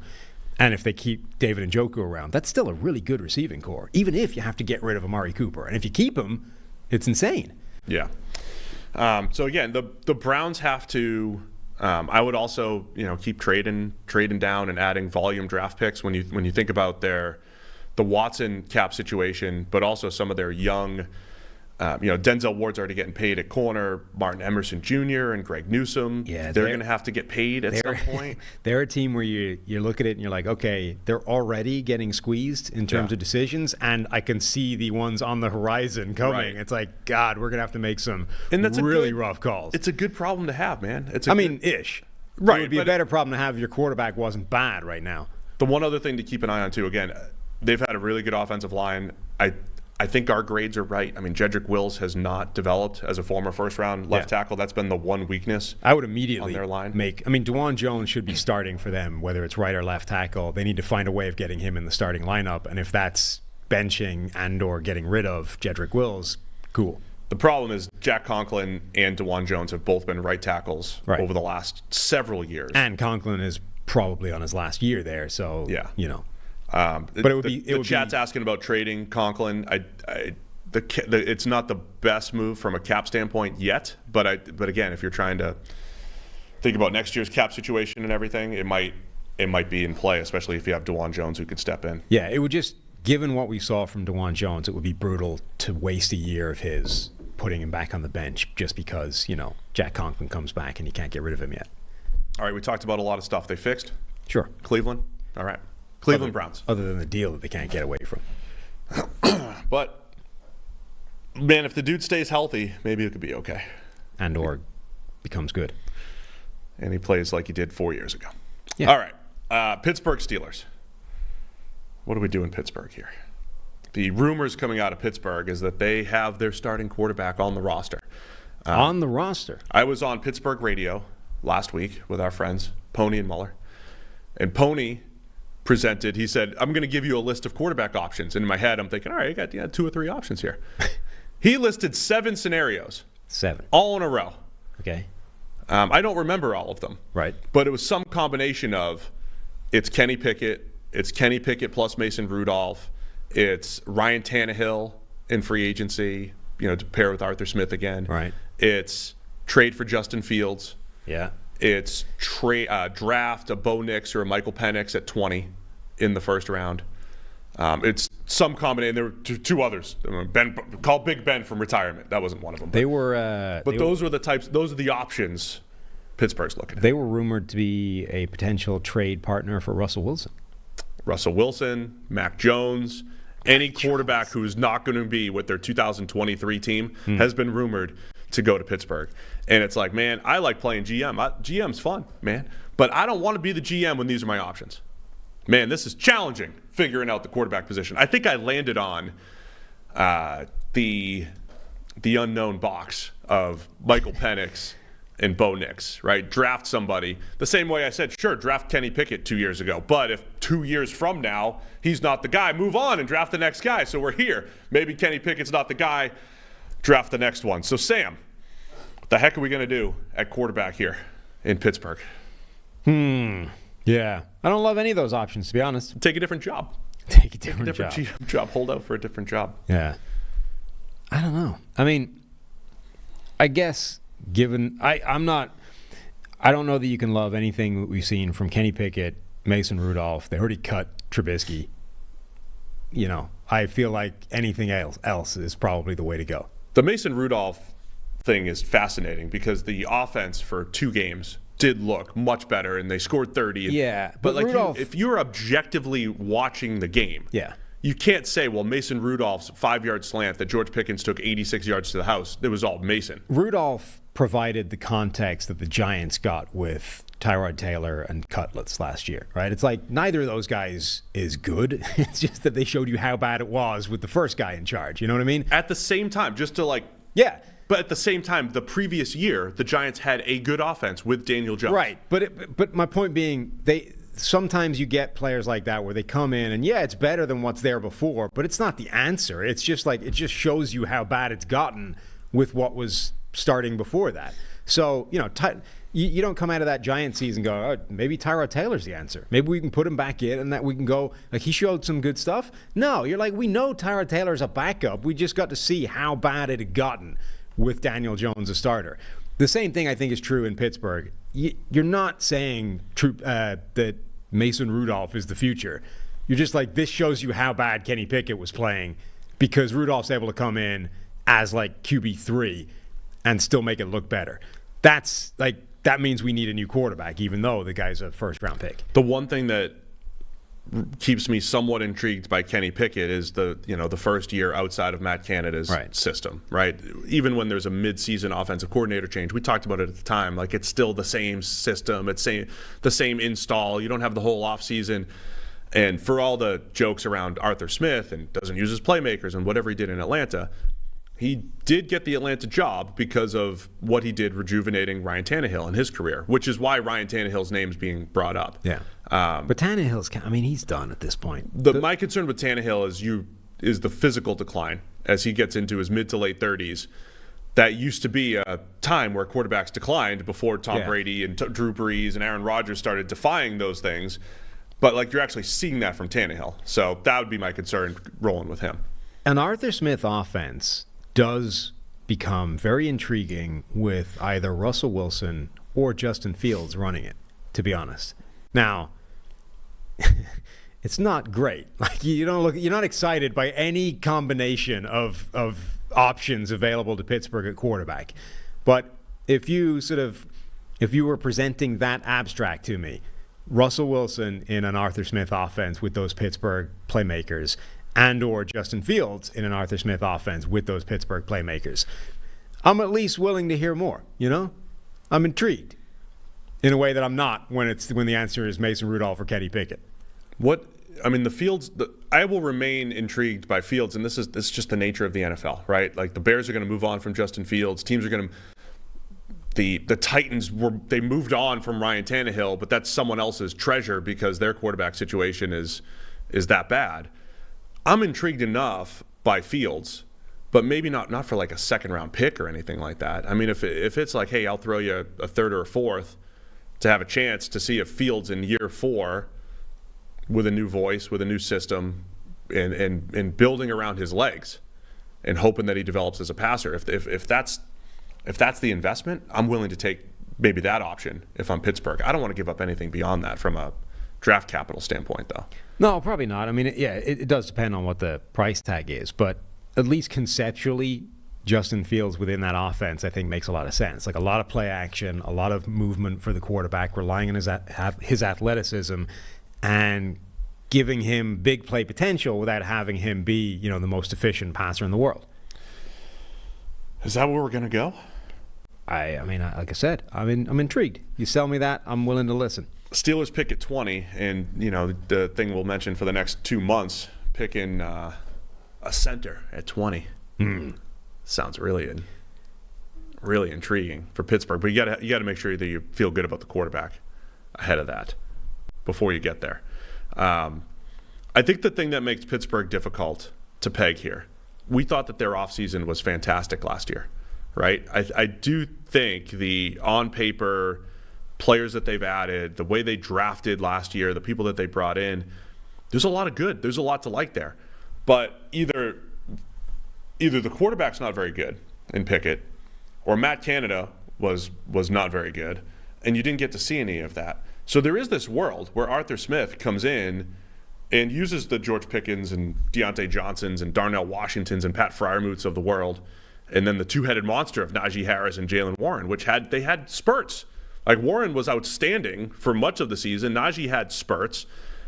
Like, there's a world where this whole thing works, and it's just making sure that the offensive line is tidied up a little bit. I think left tackle needs to be in play in the first round. I don't know if those guys come off the board a little bit too high, but there should be an option at tackle. Again, they drafted Broderick Jones last year, had him at right tackle, whether they flip him or whatever they want to do. But Dan Moore probably needs to get replaced at left tackle. Then that offensive line looks pretty solid across the board. But I think first round, if you're rolling with Pickett or you're trading for Fields, offensive line in the first round, I think, is very much in play for Pittsburgh. Yeah, I mean, they don't have an overabundance of draft picks. They've got basically their regular draft, except instead of a fifth, they have another fourth, I think. Rams comp pick at 120. Yeah, so it means that you're gonna. If you're taking Fields, it's probably costing you the second round pick, right? That's 51 overall. You're left with a first rounder, 20 overall. You're left with a third rounder, and then some day 3 picks. But I wouldn't want to do that, but I wouldn't hate it. Like, you could sell me on that. It's costing you your second round pick. You still have your first. You still have everything else to play with. And now Justin Fields is your quarterback in this offense. I could work with that. So if we're working under the premise, I brought up my NBA analogy to Rick again, who doesn't completely get it. The idea of continuing to take shots at quarterbacks, right? You're basically maneuvering your entire roster to get high-end starting quarterback. Right. If we're playing that game, the maneuver is either mystery box of draft pick or year 4 of Fields. Year 4 of Justin Fields. There's been some promise there. There's something to build around. If we're playing that game, it's just take a shot. We get 1 year of Fields. If it works, maybe he's our guy. At least 1 year. Right. At least. But if it doesn't work, we go and we maneuver to the next guy. Right. I'm okay with that if we're playing that game. But you could also make that statement. Okay, we've got 1 year to see Kenny Pickett outside of Matt Canada. Mm-hmm. Like those. But those are the options for new stuff. Yeah. I don't hate the Fields thing. I don't want to give up pick 52. I don't want to. I don't want to that's do the it, one. but I think I would for that cost. Like, Fields is still something of an unknown, but he's one of the most athletic quarterbacks in the NFL. He's got a big arm. He can make enough plays. I mean, Mike Tomlin is a guy that makes miracles happen with vastly inferior quarterback situations than whatever you can build with Justin Fields as your quarterback. You get one more year of him for cheap. You, at the same time as you're doing this, you pick up the fifth-year option. You get one more year for modest money, and then you figure out what to do at the end of that. I think given the receivers that they have, given the playmakers generally that they have, you can build a pretty good offense around Justin Fields, which, by the way, probably offsets some of the weaknesses in the offensive line as well, helping you along the way. I wouldn't go that far. Maybe in the run game it does. Yeah. In pass pro, it exposes them. Nah. In pass pro, it does. Fields exposes the offensive line in pass protection because he does hold the ball a lot longer. You need the one thing the Steelers' offensive line has looked a little bit better. The reason why we've had to explain to fans why Dan Moore had like a grade of 3 but didn't give up any pressures is because the ball was coming out so quickly in Pittsburgh the last couple of years in this system. That would be the one concern. You would have to tidy up the left tackle, center. You'd have to tidy up the pass protection, I think, for Fields. He would help them in the run game. I agree. Mm-hmm. Defensively, there's a lot to like about Pittsburgh. TJ Watt, Alex Highsmith coming off the edge. Highsmith had a 90 grade last year to go with a Watt in his elite grade last year. Joey Porter Jr. looked like a hit with that first pick of the second round. I think there's definitely still depth to add at corner. That's another one that could be in play at 20. Yeah. The Kool-Aids and Wiggins and some of those guys. Again, I don't know where they end up landing in the NFL, but there's 4 or 5 potential first-round corners that I think are all in play. So I think we're looking at offensive line or corner for Pittsburgh in the first round once they figure out that quarterback situation. Yeah, corner I think is one of the most popular kind of first-round draft picks for them. But they're like, if you make that deal, if you send a second-round pick to get Justin Fields, they're a massive trade down candidate as well. Like have to be. I mean, if I'm sitting there at 20, I would do whatever I could to even get out of the first round. Don't care. Get into that. The problem with this draft, as Jim Nagy was highlighting, you don't want to go too far. So it's not load up on day 3 picks. It's right, like but if you could flip pick number 20 for, let's say, 2 picks of 50 and 51 to replace the 50 that you need to get rid of. I think the 30 to 80 range for Pittsburgh would be good to try to make up for anything that they lose in a trade there. Mm-hmm. All right, did we fix the Steelers? Sure. I mean, we gave them options. We gave them some stuff to do. We're not going to fix everybody. It's just, that's why we said LOL JK when we did this before. Where are we going now? NFC North? Mm-hmm. Speaking of Justin Fields, Chicago Bears time. Yeah. Gosh, we are 1/8 of the way through the league. This is going to take forever. Yeah. This is fun, though. These are our most fun shows. Chicago Bears. What are we doing in Chicago? Or trading away Justin Fields to start with. We're trade Justin Fields for a 2. That'd be awesome if they get a 2 for him. Is there any world where you keep Fields and you keep Caleb Williams? I don't think there's much value in that. But other people are pitching it as a concept. Yeah. Most people that pitch that as a concept don't know ball. Though. Don't know ball. They don't. Well, you're always this has been your approach. I don't know What's ball. the touchy-feely thing? I don't know what's ball. the point? You keep them in. No, I would compete. I would consider it. I mean, if I can get a 2 for Fields, I'd probably be like, all right, fine. I'm going Caleb Williams and 2 for Fields. Let's go. I don't hate the idea of keeping both. I see no benefit to keeping both. I know if you've made the decision that you're drafting Caleb Williams, assuming it's him, number 1 overall, you've also made the decision that Justin Fields isn't good enough to be that guy. Like, all you're doing, if it turns out he is making his life more difficult by bringing in his replacement. And like the absolute best case scenario for this is you sort of fall into some kind of Joe Montana, Steve Young mesh thing, and without any of the ways of that working in terms of salary cap and stuff from back in the day. Like, you just stumble ass backwards into this quarterback competition that galvanizes the guy you already had. At which point you probably could have done that without spending the number 1 overall pick on his replacement. It just feels bad from a process standpoint to me. I am, even as a, uncover every rock for your next quarterback, I am perfectly fine with declaring Caleb Williams the guy that we're building around and moving on from Justin Fields. Good. So let's do that as a starting point. If you can get a 2 for him, great. Even if it's a 3, I'm still probably doing it. Best case scenario, we talked with Trevor last week. We talked about best case scenarios for teams in the top 10. The Bears are the only team that have 2 top 10 picks right now. If a Malik Neighbors falls, I don't know if that's possible or not. Everybody's talking about him in the top 5 or 6, but I do wonder if the NFL is going to be a little bit higher on some of the defensive players, and I wonder if some of the tackles go higher, right? Remember last year at this time, we all had Paris Johnson going 12, 14, 15, and it's like, no, the Cardinals are ready to take him at 3. Yeah. And he wasn't an elite tackle. So that if the tackles get pushed up the board, or if some of the defensive players get pushed up the board, like Jared Verse is a top 10 caliber player in a lot of drafts. I wonder if Malik Neighbors is there at 9 for the Bears. To me, that would be a grand slam, man. Caleb Williams plus Neighbors or Dunze, I would take him too, but I think Neighbors in particular if he falls to 9. Yeah, I mean, I think it's entirely possible that whichever one of those guys doesn't go first, Neighbors or Odunze, could be available, at the fringes of the top 10.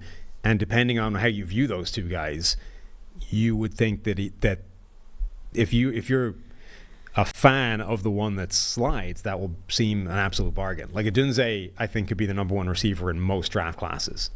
People are making the same argument about Neighbors as well. And if you believe that his weakness or his flaw right now is fixable, then he's like a clear number 1 in almost any draft class out there. So if he's available at 9, you'd be like, hell yeah. The other interesting thing, as I mentioned about the free agent market before, the receivers, Higgins, Pittman, Mike Evans, Marquise Brown. Darnell Mooney is listed at 6 on the free agent market on the PFF free agent board. But the projected contract from Brad is just 1 year, $9 million. Gabe Davis is the next guy on the board. It's 1 year, $12 million. It seems like Brad is anticipating what I was kind of talking about before. Like Jacoby Myers. I like Jacoby Myers quite a bit as a player, but once you get into like 4 years, $12 million, 4 years, 14, or Corey Davis a couple years ago, liked him as a 2, but at 15, 16 million a year, don't love that. Right. Is Brad anticipating this kind of market correction for the tier 2 wide receiver? If that's the case, would Mooney come back to the Bears for something like that? Like if you added Mooney's the type of guy where if he's your 3 and he's just a, use your speed, get down the field type of guy, that looks great to me. I just don't want him as my 2. I wonder if that's an option for the Bears to try to keep him back on another prove-it deal. Yeah, absolutely, possibly. I mean, it's an interesting, when you look at the contract projections for these guys, he doesn't have many people at all getting any kind of long-term deal from the wide receiver group. Like right. There's a couple of guys getting more than a couple of years. Everyone else is signing for some variety of short-term deal, whether it's the franchise tag for a couple of the top guys or that's the simply scarcity issue we're talking about, right? Like the true wide receiver 1 does have a massive impact, but the next group they're competing with the Ricky Pearsalls and Jalen Polks and the guy and Xavier Worthies that we're talking about, and even though those guys are unknown, they're much cheaper, and you could say comparable talent-wise, within a year or 2. I think having a sort of transition that's never been easier. I mean, the strike rate now for wide receivers seems incredibly high in the draft, and okay, every now and again you're going to hit one that doesn't have an immediate impact, but look at the number that do. Now, the other big question for Chicago this offseason is Jalen Johnson, coming off his career year at corner, 90.8 PFF grade last year, one of the best corners in the league. And they're kind of at a standstill as far as negotiations go. Is he just a franchise tag? Just a tag and figure it out, or are we going to try to lock him up? I mean, I think they'll try and lock him up, but I don't know if they'll get it done. The point being that the Bears are one of the few teams out there where they have the kind of cap space where they just don't it's not we don't need to think about it. Like, there are teams out there where you're like, we really don't want to have to put the franchise tag on this guy. We don't have that kind of flexibility. That's chewing up, almost all of our cap space. Now we can't maneuver. The Bears have enough space where they can slap the franchise tag on him. If they can get a deal worked out, great. If they can't, doesn't matter. In part because they already released guard/center Cody Whitehair, right, and safety Eddie Jackson. So they saved about $22 million against the cap already. What a fall from grace, by the way, Eddie Jackson. I mean, both guys really. I mean, Whitehair. But Eddie Jackson for sure. Eddie Jackson had that year where he looked like he was going to be, the next Earl Thomas or whatever, and then never came close to that ever again. Yes. So I think I want to see a receiver at 9. I want to see maybe another playmaker added to the mix there as well. Not necessarily just Mooney, but they've got Mooney hitting free agency. They've got Equinemius St. Brown and guys hitting free agency. I want to see another addition there.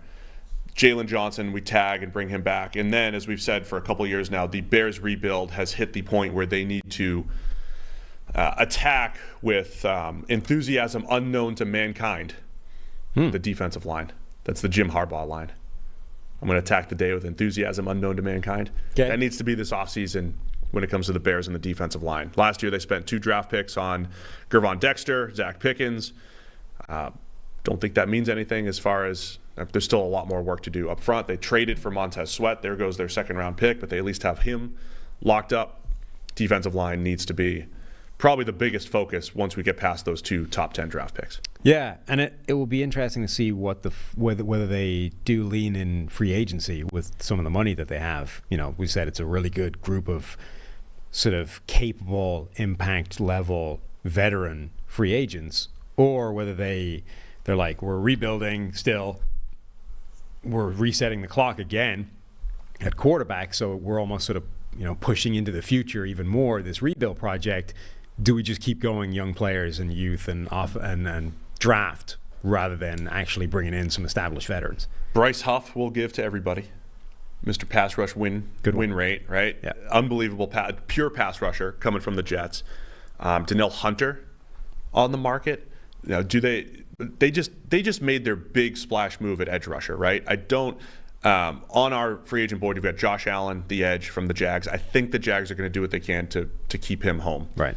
Brian Burns, Danielle Hunter, Bryce Huff, Chase Young, Jonathan Grenard. Grenard might be the guy coming off a really good season in Houston, where you might not need to pay him $20+ million, but you can get him at a decent price, and he'll be a complimentary piece. Brad has him at 3 years, $16 million per year. That feels like a good fit. I'm sure every Bears prognostication has talked about Grenard as this hybrid, not breaking the bank, but really nice addition opposite Montez Sweat. Yeah, that'll make some sense. Brian Burns would be interesting. I mean, are they gonna tag him again? Just keep him in Carolina, having turned down, what was it, 2 first-round picks that they turned down from the Rams to keep him around. It's a whole new regime there, though. Yeah, but doesn't the entire Panthers thing feel like sort of we won't do the right thing on Brian Burns because we turned down that? Like, the whole thing feels like regret that we didn't take his deal. So now we're not just letting him go, and we're continuing down the Brian Burns path because we didn't take 2 first-round picks when we had it on the table.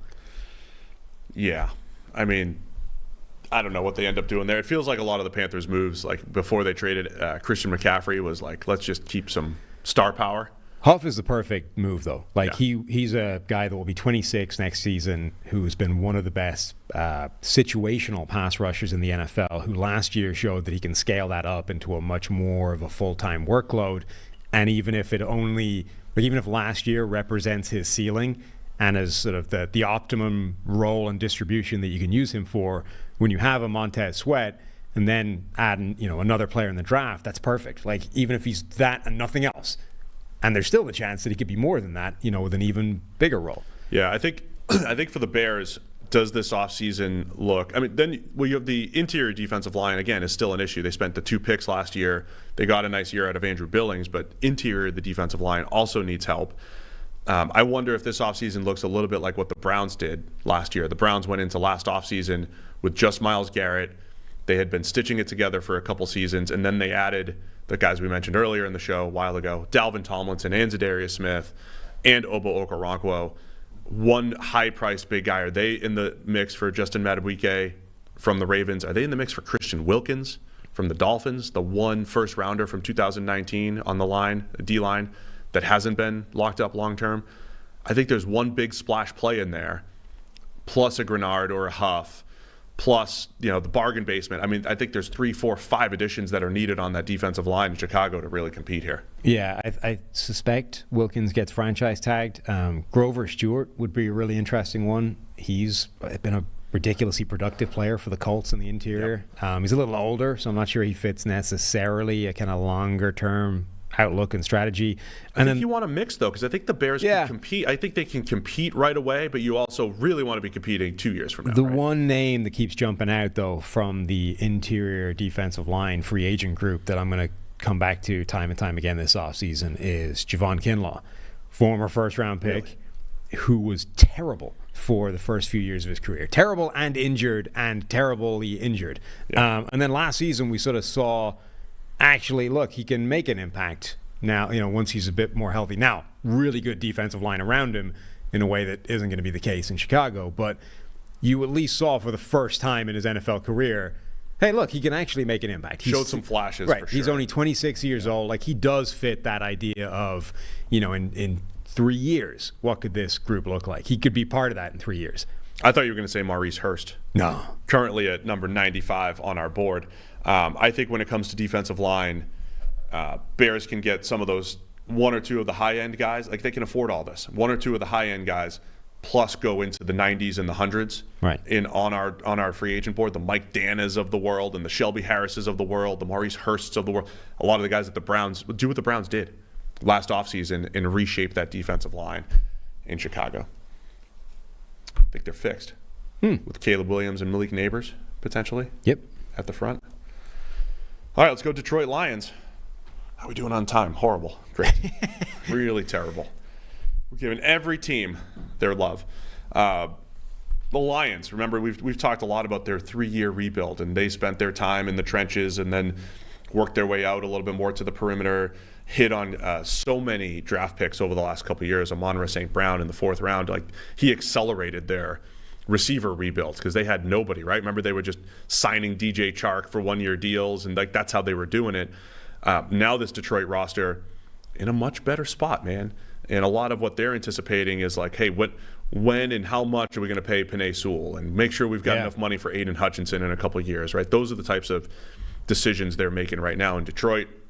I do think when we look at team needs, they need a starting guard. Jonah Jackson hits free agency at left guard. And then the secondary, where last year a lot of their moves, this was their last piece that they got to, I think, in the Lions rebuild, was the secondary. And last year was a combination of, a 1-year flyer on Emmanuel Mosley, a trade for the one last year of C.J. Gardner-Johnson. There's more work to do in the secondary. Yeah, and that roster is in very good shape right now, in large part because of the draft that they had last year that was so maligned. But the other thing that's enabled them to have a really good roster and have a lot of cap space and be in such a good situation is they've had that Jared Goff contract, which the majority of the money was already picked up by the time they got hold of him. The longer that deal went, the cheaper it looks in comparison to every other high-priced quarterback contract. But now it's reaching the point where you're going to have to re-up him again, right? Presuming that that's what you're going to do, which I think it is, given how he's performed within that offense. So if you're going to give Jared Goff a new contract, number one, what does it look like? And number two, if that's going to be bumping him back to something approaching top of the market money, that changes the dynamic. Now the fact that you have a lot of cap space, most of that is going on that deal, and you're going to need these young guys, earning not a lot of money to offset some of that. Yeah, that's going to be an interesting one. I thought they solved the middle class QB puzzle for a little while, and now they'll have to. But in a non-repeatable way.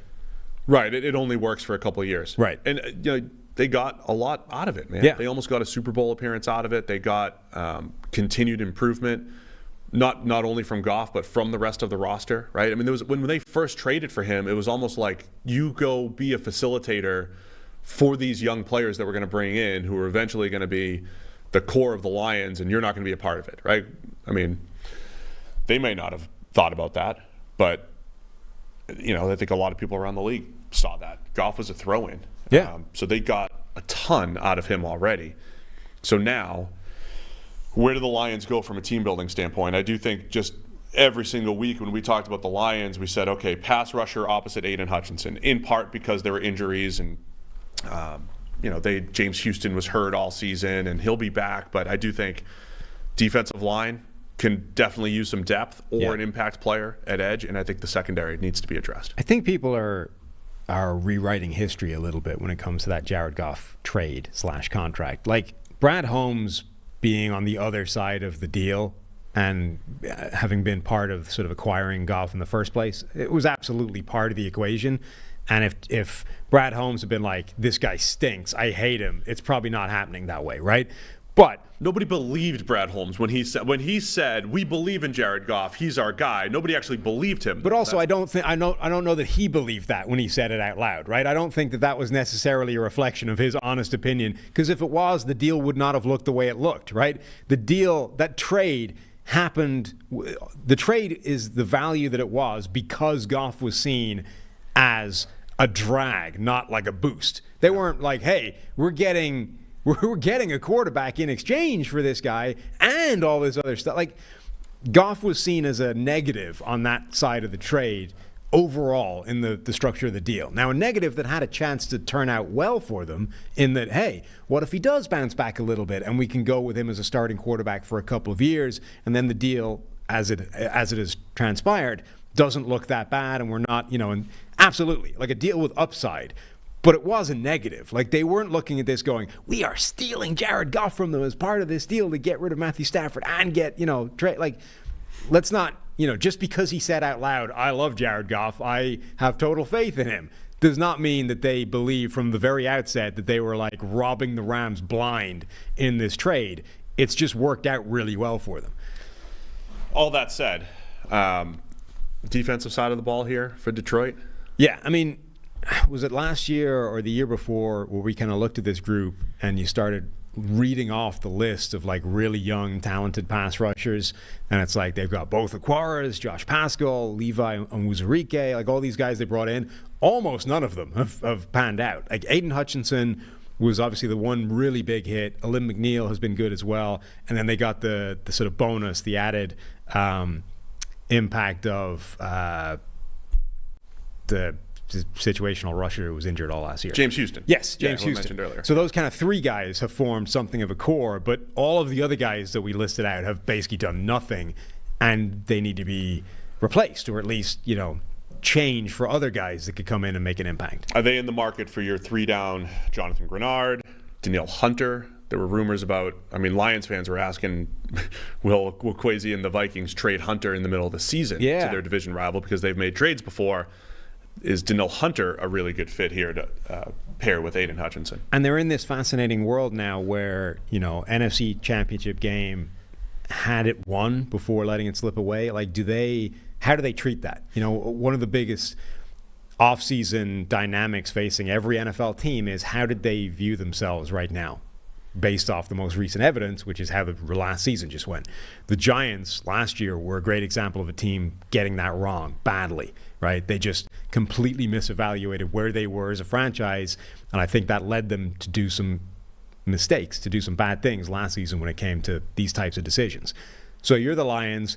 You were pretty good a year ago. You were expected to be very good this year. You got to the NFC Championship game. You almost knocked off the 49ers, who for a big period of the season were the best team in the NFL. What do you think of yourself as a team now? Do you think that you are like the classic one player away? We are one big move away from winning a Super Bowl in 2025. Do you go hard and go for something like a Danielle Hunter or, a big splash move like that? Or do you have a little more self-control and go, look, last season was great, and Dan Campbell has at least suggested right after the fact that this might be the case. We might never get back there again. Like, we can't go crazy. We need to do this the right way, and let's be, self-restrained, and let's be careful. It's a great point, Sam. I would say I think they're smart enough to know, keep your foot on the gas, keep doing what we've been doing. They hit on 4 of those top 50 or whatever draft picks. I think Jack Campbell is going to be a hit at the end of the day, but the other 3 for sure. They hit on those draft picks. They're not living in this world with the extra draft capital anymore. So I think they have to continue to hit on their picks because they'll have fewer picks. But then same thing, if you're really looking 2 and 3 years down the road here, you keep hitting on draft picks, just like the Saints had that 2017 draft class where they all came due, and Ryan Ramczyk and Kamara and Trey Hendrickson. You have to anticipate being able to pay all those guys in a few years. And as I mentioned, Hutchinson and Sewell, the Lions now have this world where they've drafted so well, 3 and 4 years from now, those dudes have to get paid. So you have to continue. You can't be just throwing money around like crazy. A Danielle Hunter move, though, I don't think is one of those, right? I think that's a move. When you say this team thinks that they're one player away, my mind goes to that, I mentioned this 2008 Jaguars team that traded from like 25 to 8 to go get Derek Harvey because they thought they were one pass rusher away, right? The Lions aren't going to do that. They're sitting there at 29. They're not going to trade into the top 10, I don't think, to say we're going to, they did a couple years ago to go get Jameson Williams, so who knows? I don't think the Lions are going to say we're one player away. We're going to trade all of our draft capital to do that. I think they're smarter than that, to just kind of stay the course and add that depth. But I don't think a power play for a defensive lineman like Danielle Hunter is the wrong move. I think that is a good move. But I think the one position that they need to attack with draft capital and in free agency is cornerback. We've seen a few teams now have individual drafts that have been so good that they've completely changed like the entire trajectory of a franchise. I don't know that we've ever seen one do it again, like the next year. I mean, the Lions, all the conversation about the Lions draft last year was simply about value and, position, the allocation of resources. It's more so when you got the guys, not who you got. Not who they got, which I think was almost universally praised as getting good players, regardless of where you got them. But the point being, if the strike rate from their rookie season continues forward, that is the type of draft that changes the entire outlook of a franchise going forward. What if they did it again? I mean, they have 4 picks in the top 100 again. If they did that twice, like, okay, we go in and we nail 3 or 4 of the first 4 picks we have in this year's draft. I mean, that, like, everything changes. The Lions now become like the team in the NFC for the next few years.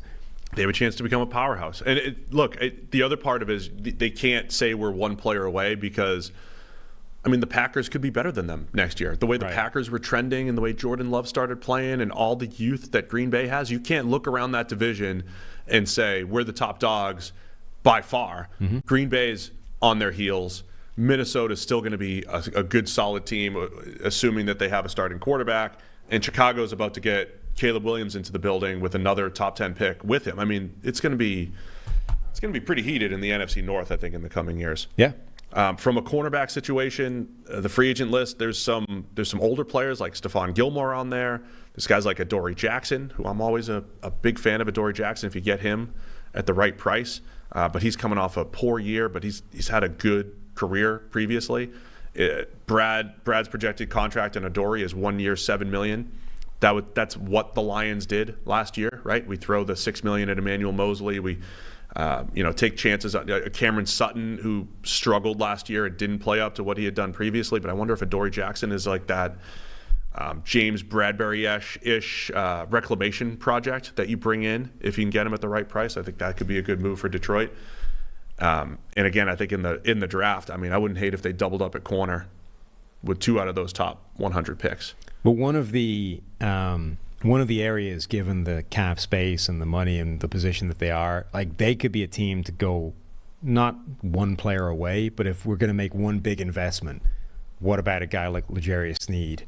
Make him a number 1 big or top end of the corner market deal. Like make him a number 1 superstar corner for this team, a guy that can play inside or outside, gives us the flexibility to do whatever we want on defense, is in his prime. Like I would love it.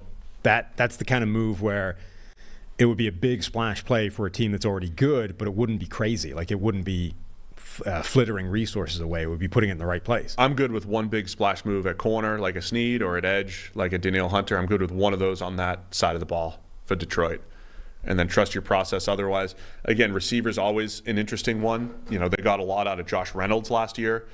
They traded for Donovan Peoples-Jones. They have the great Khalif Raymond. They have Jameson Williams, who's shown flashes of being as good as Khalif Raymond at points in his career. How do they attack that position? Amon-Ra St. Brown's about to get paid as well. I should have mentioned him on this list of, ready to make a ton of money. I mean, he's going to get paid. Penei Sewell's going to get paid. Like, they have a lot of big contracts coming up. So even though they have, and the Jared Goff thing we talked about, right? So they have $50 million in cap space. I mean, a lot of that is sort of already earmarked for players that are on the roster right now earning far less than they should be.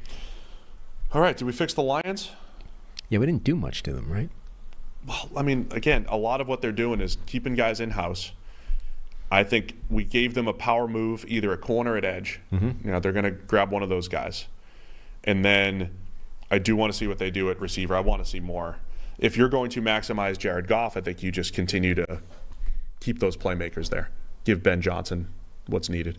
Were you trying to give them Derrick Henry at some point this offseason? They still have David Montgomery, and obviously they have Jahmyr Gibbs. But were you talking Derrick Henry to the Lions? I don't think so. Or was that a fan asking me if they should go get Derrick Henry? Doesn't sound like something I would do, but no, I don't think so either. I don't think they should do it. I don't think they should.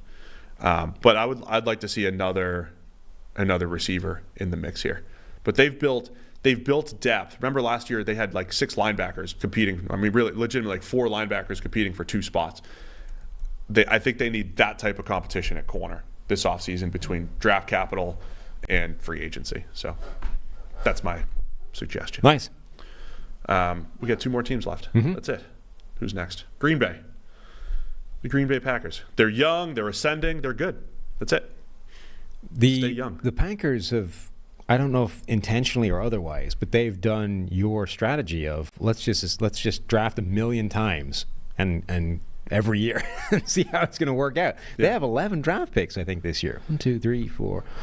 One of the what I've 11. I was looking the other day at the draft model, and I was looking at players per round. If I had drafted based off the model, and I said I'm going to eliminate everybody that's not a model guy, basically. And what it comes out to is you have a legitimate board of like 65, 70 people. And by the 4th round, there's like 3 guys who went in the 4th who were a yes, and 3 in the 5th, and a couple in the 6th, and a couple in the 7th. So I'm a little conflicted. My strategy of draft a bunch, right, but also tighten up the draft board, because it makes it very difficult to trade down, and it makes it very difficult to draft in volume because you have fewer players to choose from. So I'm a little conflicted there.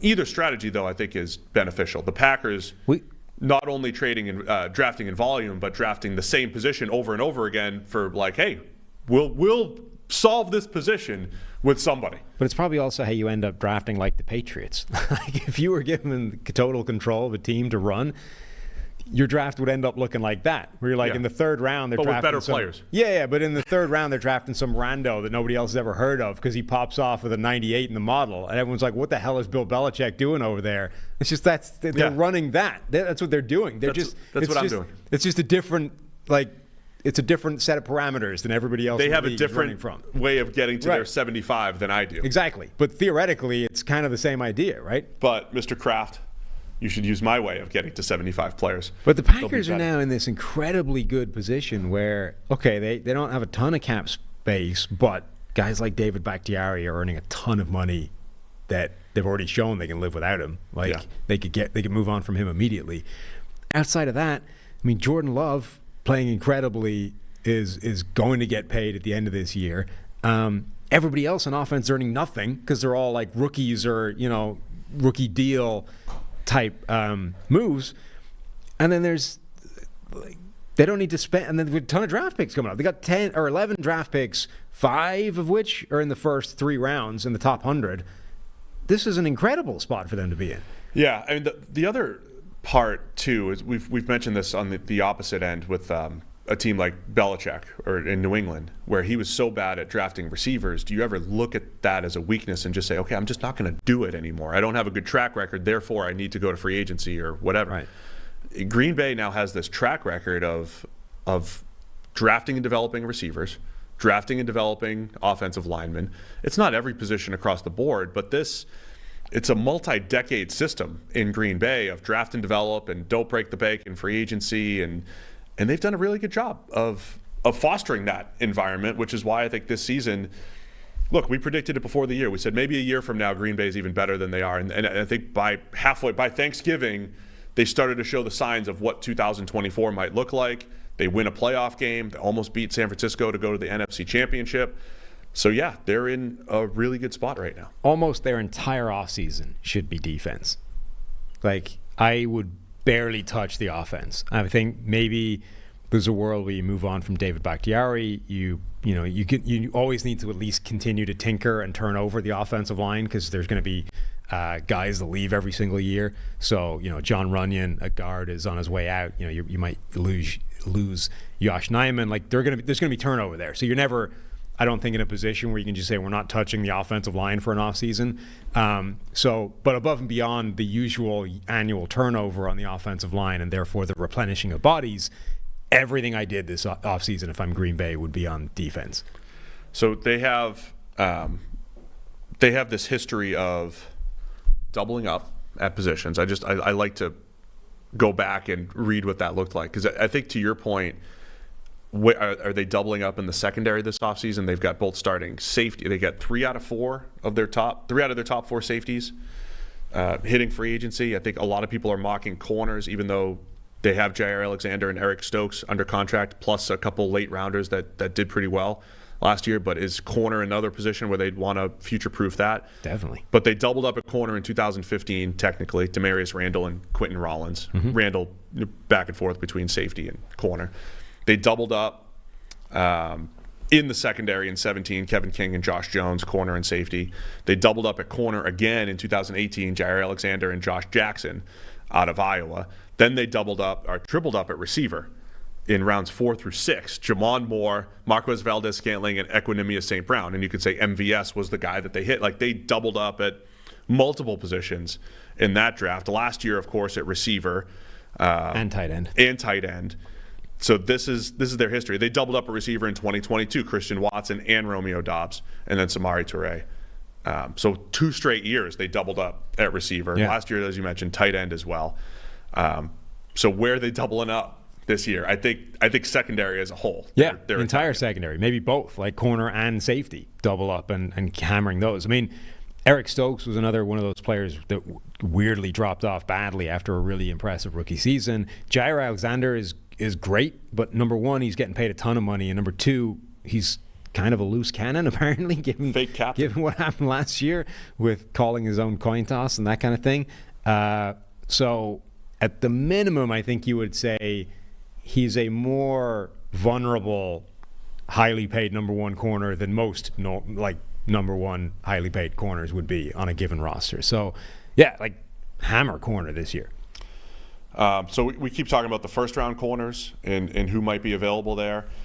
Even in that second round, you've got guys like TJ Tampa from Iowa State and Kamari Lassiter from Georgia, Kyrie Jackson from Oregon. I think there's about 10 to 12 in the top 100 currently. Was TJ Tampa the guy getting schooled by Steve Smith and sneakers? Was he? Maybe. I think so. I don't know. I'm going to keep going back. I was at the game. Yeah. Where TJ had the pick, so therefore he's going to remain high on my board. It's always, I mean, that can't be a good thing, right? Steve Smith being 40-something years old in sneakers, carving up a rookie, like a you think TJ draft Tampa, prospect corner? Steve Smith is doing a walkthrough to teach another receiver how to do something. Yeah. He happened to do it at game speed. You think the corner covering him was like, all right, game rep, let's go. I mean, maybe not after rep one, after you getting after consistent separation, you don't want to say, all right, enough of this. Don't be one of the stupid people. Like I said, it doesn't necessarily mean anything, but it can't be good. Are you one of those people, like, you know, those like Facebook videos that go viral and it's like, watch this kid in school, the way he does this thing, and it's all staged? All staged. It can mean, and it just takes like a second for you to like stop and be like, oh, this video, they happened to film this entire thing that ended up perfectly, and it might all be staged. It takes a second to think about that. You get fooled by those, I bet. It can mean anything from 0, nothing, to like negative a lot, but it can't mean anything positive, right? It's closer to 0. But there's no way that it's good, is all I'm saying. Anyway. The chat saying Green Bay always releases number one corners. Just let him go. There you go. I mean, so I think cornerback. Steve Smith, 44. Yeah. He's older than us. He is. How about that? Yeah. We know they're not going to do anything in free agency. Right. Green Bay. So draft in the secondary. Safety is another interesting position too, right? Darnell Savage kind of run his course there. I have a draft. So they're going to draft A.J. Dillon's replacement. You have this? Yes. And his replacement is going to be Estime from Notre Dame. Ooh. And Estime is going to be a beast in that offense. Oh, I like that. Look at you. Mm-hmm. There's your running back content Done. for the show, for the 2-hour show. For the week. If they want another running back, Utah safety Sione Vaki had an incredible game against USC. Another thing I'm going to mention throughout draft season when we talk Vaki, man, that was awesome.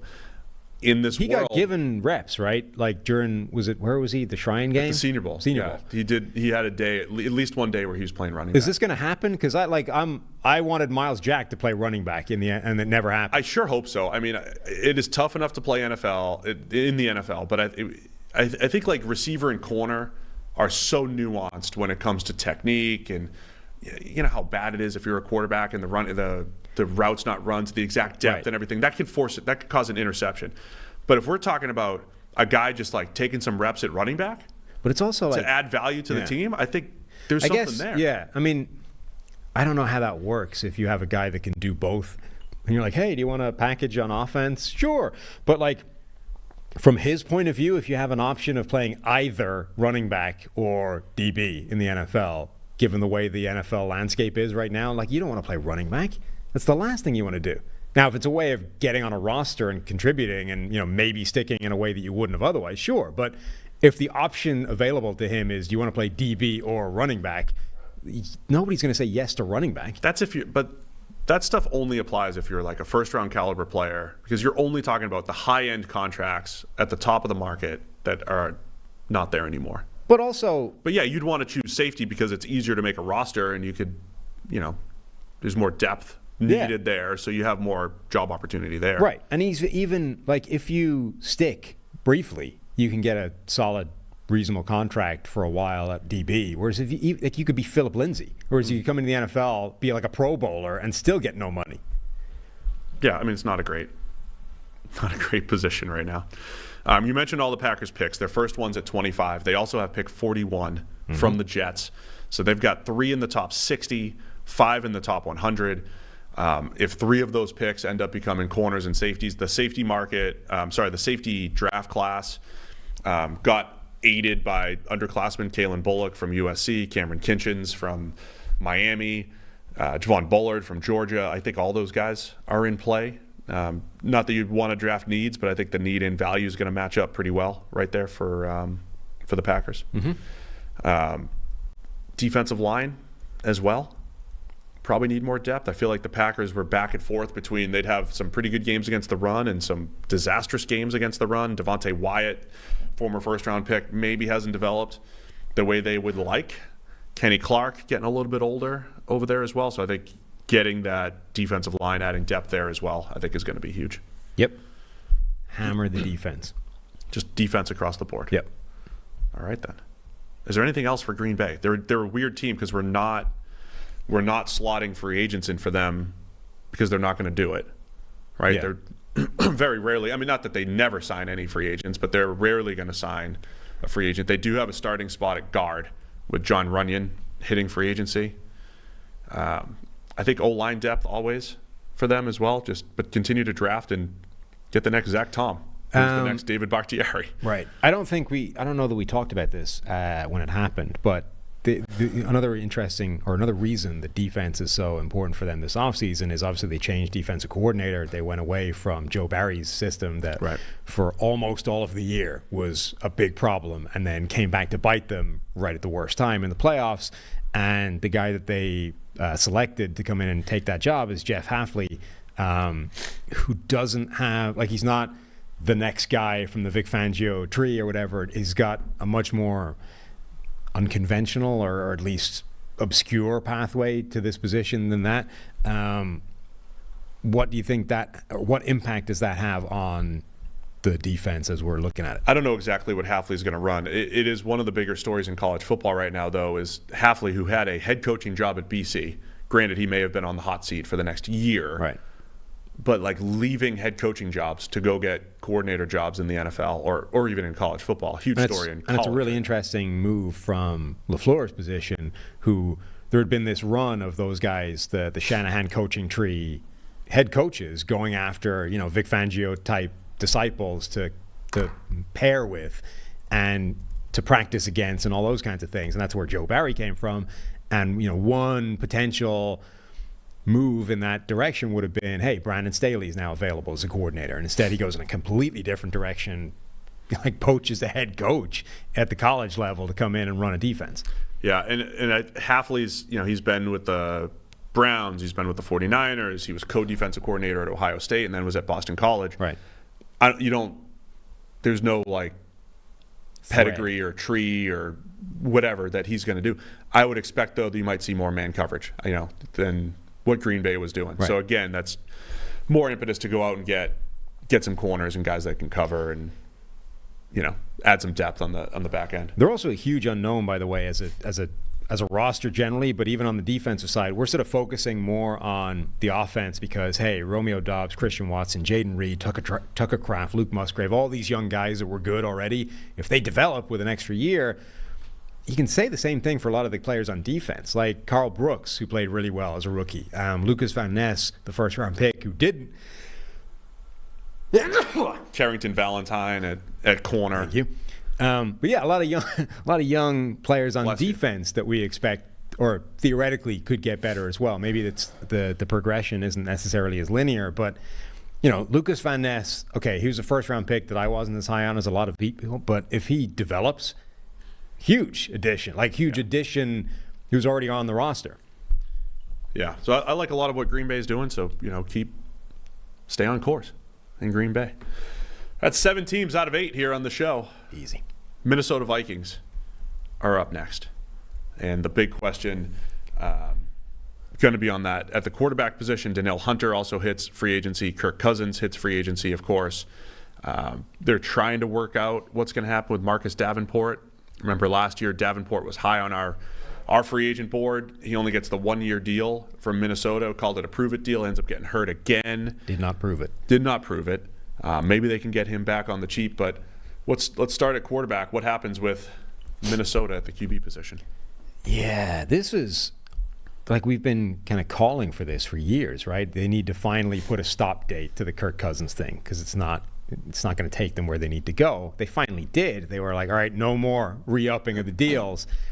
And then Cousins gets hurt, pops his Achilles, and the season without Cousins, or what was left of the season without Cousins, kind of showed you how much Cousins was bringing to the table. Almost a reverse of the Mason Rudolph, Tyrod Taylor dynamic, right? The absence of Kirk Cousins showed how much Kirk Cousins was doing for this offense. And if anything, he's been consistently playing his best football in this system. So now that you have Jordan Addison and Justin Jefferson, albeit he's going to need to get paid a lot soon. Addison? You're already paying Addison? Jefferson. Oh, Jefferson. I thought. Okay, sorry. Do you say, actually, okay, it's not like you don't want to be paying Kirk Cousins top of the market money, but when your alternative is, okay, we don't have Kirk Cousins anymore, we pick 11, we're either drafting QB 3, 4, 5 at 11, or we're doing something really aggressive to go from 11 to 3 to 2. Do they just say, screw it, let's bring Cousins back? Yeah, I saw people talking about this recently, about the last era of the NFL versus the current era and where the quarterback depth in the last couple eras. And to me, it's clear as day. The last era that featured Brady, Manning, Rodgers, Breeze as clear elites at the top, and then a whole second tier of guys who are capable of winning the Super Bowl. I mean, I think it was clear as day that the era between, say 2010 and 20 was much stronger than it is right now. I mean, Josh Allen's great, and Joe Burrow and Lamar with Mahomes as the clear top. I mean, all those guys are great, and Jordan Love's ascending or whatever. But like in the last decade, the previous decade or whatever, Matthew Stafford was not a top 10 quarterback in that era, I don't think.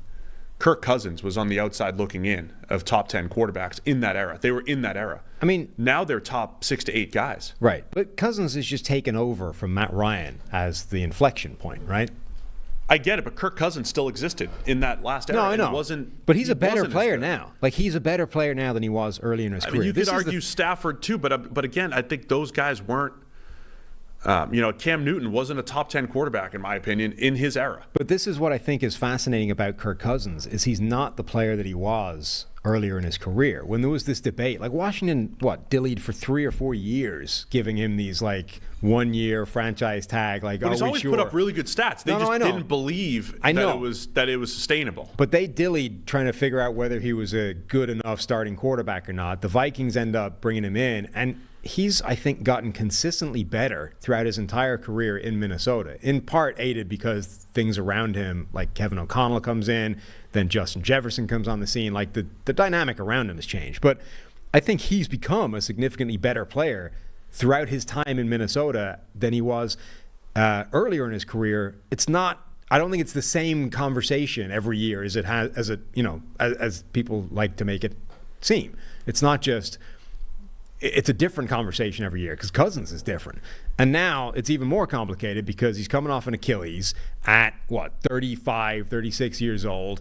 You don't have the leverage anymore of having at least one more year locked up. You put the stop date on it. You've exposed him to the marketplace. It's a very difficult conversation, I think. And the only thing I think that plays into Minnesota's favor if they want him back, which I don't know, is Bill Belichick didn't go to Atlanta. So I think the draw of playing for Bill Belichick, for Kirk Cousins specifically, would have been immense. And he would have done a lot to go and play for Bill Belichick. With no Bill Belichick in the NFL, I think the Vikings hold all the advantages if they want him back relative to any other team that's going to throw money at him. So, he is a guy who has settled in Minnesota. He's set there. Everything's good for him in Minnesota. I think it would take a lot for another team, say in Atlanta, to come in and try and poach him away. Now, a lot is not impossible. Like, there's absolutely a contract I'm sure they could throw in his direction that would make him do it. But I think all things being equal, or even vaguely equal, I think he'd want to stay with the Vikings. Yeah, the point I was trying to make in all of this, Kirk Cousins improved a little bit. Matthew Stafford's improved. You could say Jared Goff's improved. But none of those guys were top 10 quarterbacks in the last era. But now you could say that they are. And it's more palatable. I think it's more reasonable. Every time when people say move on from the guy that keeps you in QB purgatory or that is QB 8 to 20, I always say, what's the alternative? And you laid out the alternative for the Vikings at 11. Is it Bo Nix or Michael Penix? Is it J.J. McCarthy? That's risky, obviously. If you're Kevin O'Connell or you're Kwesi trying to, maintain your jobs over the next couple of years, that's risky trying to do that. Now, the trade up is interesting. Right. They were allegedly trying to trade up last year for, whether it's for Stroud or for Bryce Young. They were allegedly trying to get to 2 or 3, right, to try to get one of those top quarterbacks, Anthony Richardson, perhaps. You also have to wonder to what extent is their approach conditioned by the rest of the division now, which features a Detroit team that was in the NFC Championship game and almost won it, a Green Bay team that we're saying could be better than them next year because of all the youth that they've got across the board. Chicago is more of an X factor, but do the Vikings look at that and say, we are in a division with at least one NFC contender, perhaps 2? Does Kirk Cousins get us where we need to go, even if we're able to put the rest of the team back around him and give him that kind of money? Or do we have to try and take a big swing and change the dynamic at the top of the draft? So I wonder if the injury for Cousins does make it a little bit easier to bring him back. Maybe it's a glorified 1-year deal, and maybe you also take a stab at quarterback at 11. Maybe we do both. Maybe you bring in draft a J.J. McCarthy to sit behind Kirk Cousins. They've been a team connected with McCarthy a lot. Yeah. I'm intrigued by McCarthy with the athleticism and the upside. I think there is theoretical upside because there's a small sample size of him throwing the ball. Right? Well, also, Jim Harbaugh said he's the number 1 player in the draft. There you go. I saw, who was it? No, never mind. I saw somebody mention that, if he was in a more throwing offense, we would be talking about Joe Burrow. Don't know if I'm there yet. But the Vikings have 9 picks this year. Last year they only drafted 6 times. Those are the types of things that also come back to bite. I think that's why they had to get Marcus Davenport for 1 year and just kind of, stitching that roster together. But it's also why it's difficult. Like if you're now projecting a move from number 11 to number 2 or 3. That would be back-to-back years with very limited draft capital. We are running really low on impact draft capital to this team. And if you're talking about the analytically inclined GM, you would expect the opposite. You would expect more years of 10 to 15 picks and doing that a couple times in a row to get the roster back on track. Anyway, so I think they'll do what they can to bring Cousins back. It just shows the alternatives are scary, man. Yeah. The alternatives of not having that guy are scary. And they can compete in the NFC North with Cousins throwing to Justin Jefferson, Jordan Addison, TJ Hawkinson coming back healthy. Full season with that group definitely can do some damage. It's funny because I think for the first time in a few years, I think the thing that makes the most sense for them is Cousins. And it's the one time where they've decided, essentially, they predetermined we're probably going to put a stop to that and go in a different direction. It's like, it's the first time where I think it actually makes more sense to continue with Cousins than to pivot and go in a different direction. I think a lot of the problems with all of these things, like, look, we went back and we criticized the Packers at the time for drafting Jordan Love, and I think that was for 2 reasons. They were on the verge of being a Super Bowl contender with Aaron Rodgers, right. And then secondly, at the time, we didn't love Jordan Love, so we criticized it. I've made up my mind to never criticize any quarterback move because that's how I usually believe. To never criticize any drafting of QBs in volume because you don't really know. I think it's also fair to go back to the Packers and say, did they leave a potential Super Bowl on the table, what have you? The problem with pushing things down the road is when you don't try to get a solution early, right? So this has the opportunity. The Vikings, I think, have the opportunity to say, let's do this deal with Cousins. Let's do a glorified 1-year deal if he'll take it, however that looks, 1 or 2 year deal. And let's draft the quarterback. Let's do it earlier rather than later. So we're not at this point where Cousins is gone and we have to draft a quarterback so our hand isn't forced. Let's do both at the same time. And then take that draft capital, and because you're using one of them on a quarterback that might not see the field this year, you start to trade down and add the depth that this roster needs, particularly on the defensive side of the ball. It feels like, so when you've got a Kirk Cousins as your quarterback and you're always kind of trying to find the next quarterback, but you're never really in a position to do it. Like this is a bad year when Cousins didn't play for most of them. They're still only picking 11, right? Doesn't a team like that feel like they should be drafting a 2nd or a 3rd round quarterback every year? Yes. Like literally construct your draft strategy to have a 2nd or 3rd round pick extra every year so that you can dedicate it strictly to a quarterback, because most of them will be Kellen Mond, and that does you no good whatsoever, right? But every now and again, you'll find one that might be a reason to move on from Kirk Cousins. Absolutely. But they haven't. Like they've done very little of that, and instead they've been bringing in guys like Jaron Hall, and it's like, you're That's almost at least a draft pick. But yeah, right, but then the 5th round, doing it. You're almost never going to find the guy in the 5th, whereas in the 2nd or 3rd, you might stumble on one every Spencer 3 years Rattler or whatever. And Kirk Cousins. Yeah. Right? I mean, but yeah, you absolutely should. But I think now that's when we go back to like my draft board thing, I'm talking for like there's about 70 non-QBs that I would draft. And then you sprinkle in the QBs with your extra draft picks, and now you've got a full draft class. But my point being, now feels like a little late to be starting that as a strategy. Like this should have been what they were doing from the second that Kirk Cousins was the quarterback. Is we know, like from year 3 onwards, right? From after the end of his 2nd year starting, they should have been fairly acutely of the opinion that we probably need an upgrade over Kirk Cousins, and what is our pathway to getting that? And the only way of doing that, because he's good enough that you're going to win too many games, is I need to draft a 2nd round quarterback every year until I find one. And they didn't, ever.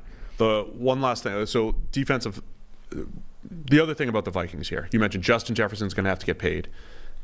Christian Darrisaw is going to have to get paid pretty soon as well.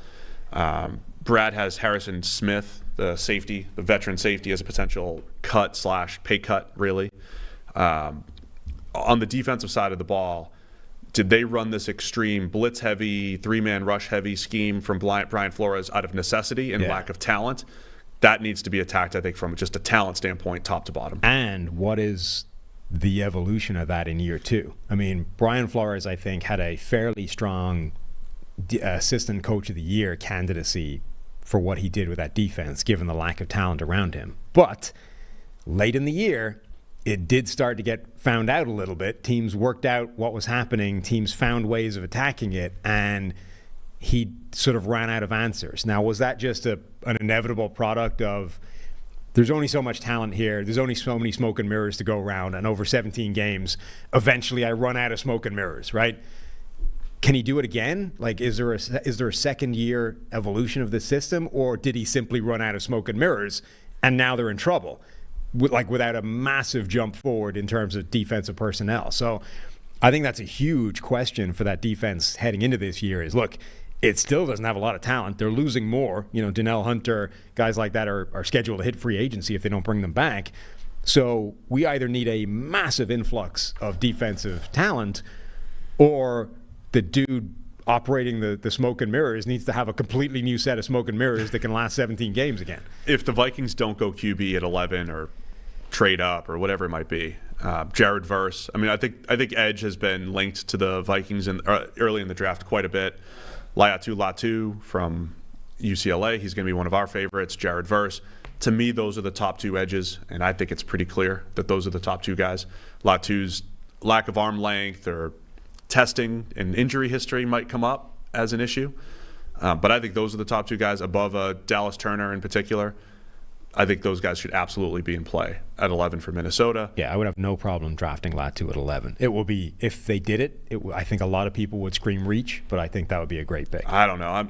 I try not to live in this world where I know what everybody else thinks. I just know that seems right, like the right value. If Latu ends up falling because of any sort of medical history or arm length or anything like that, man, if he's a steal in the mid to late first round or wherever he might fall. Mm-hmm. But I think, the defense getting attacked at pick 11 and 42 for Minnesota makes a lot of sense. That's all they have in the top 100 or in the top 50 or in the top 100. So I'm curious to know how much they are going to try to accumulate draft capital a year after last year they picked Addison in the first, didn't have a second. Yeah. Mekhi Blackman in the third, that's nice, but they had a 4, 2 5s, and a 7. They only had 6 total picks last year. Not picking enough in the top 100 starts to really add up over years. So that means, 2 straight years they'll have slotted 3 picks in the top 100 over a 2-year period. That makes it really difficult from a team building standpoint. They have a few cornerstone pieces. When you look at Darisaw, Justin Jefferson, and Jefferson, like, these guys are going to get paid. I mean, they're both reaching the end of the cheap money. So they have a few cornerstone pieces, and Addison obviously last year. But number one, it's almost none of it is locked up long term, and number two, that's kind of it. Like, nothing else is there to build around. I mean, they need guys like Ivan Pace Jr. was a fantastic acquisition for them as an undrafted free agent linebacker last year. They need him to continue on that pace simply because they don't have anybody else. They need a guy like Mekhi Blackman to step forward in year 2 and actually be a really good starting caliber corner because they basically don't have anybody else. Like what they were doing on the back end with Josh Metellus and Cameron Bynum and Harrison Smith, like, they need those guys to stay. This is not a good looking roster top to bottom. They got the most out of it last year. I think Kevin O'Connell's been a good coach. Brian Flores, coached really well. But yeah, I think it's time to reset the personnel, and it's got to be a year where they're either trading down and attacking draft picks, or they're trying to solve the QB future, the future of the QB position. And when you sort of picks. when you talk about roster construction and team building and where you allocate resources, like TJ Hawkinson has been a great addition to this team. He's done a really good job, but he's now one of their best paid players. Like, one of your biggest sums of money, percentages of roster is tied up in a tight end. Is that where you want the money? Well, that's one of those. They got great value of the player, but when you go and you say we're going to give up a second round pick for him, it's with it's what you're getting from him as the player plus the price tag. I think overall they're probably happy with it, but then a team like Detroit, who found Hawkinson, maybe a better version of Hawkinson in the second round a year later in Sam Laporta, is even happier, right? So it goes both ways there. Mm-hmm. We gave the Vikings some options. Fixed. Everybody's fixed. It's 8 teams. That's the Norths. Done. Tomorrow we'll do probably the Easts, and then next week we'll solve the other half of the NFL. Mm-hmm. That sound good? It's a good 2-hour and 15-minute show. Perfect. Every week, I think. Every show. All right, that's fun. A lot of fun. Don't forget, what is it? What's our 30 MDS? Is that the promo? 30 MDS. 30 MDS. 30% off any PFF subscription right now over at pff.com. So we're live here on this Wednesday doing Fixing Every Team in 5 minutes. We'll do the same thing again tomorrow and then circle back next week, probably Monday, Wednesday with the rest of the NFL. That all sound good? Yep. All right. Thanks to everybody for tuning in. We'll see you again tomorrow with more PFF NFL podcast.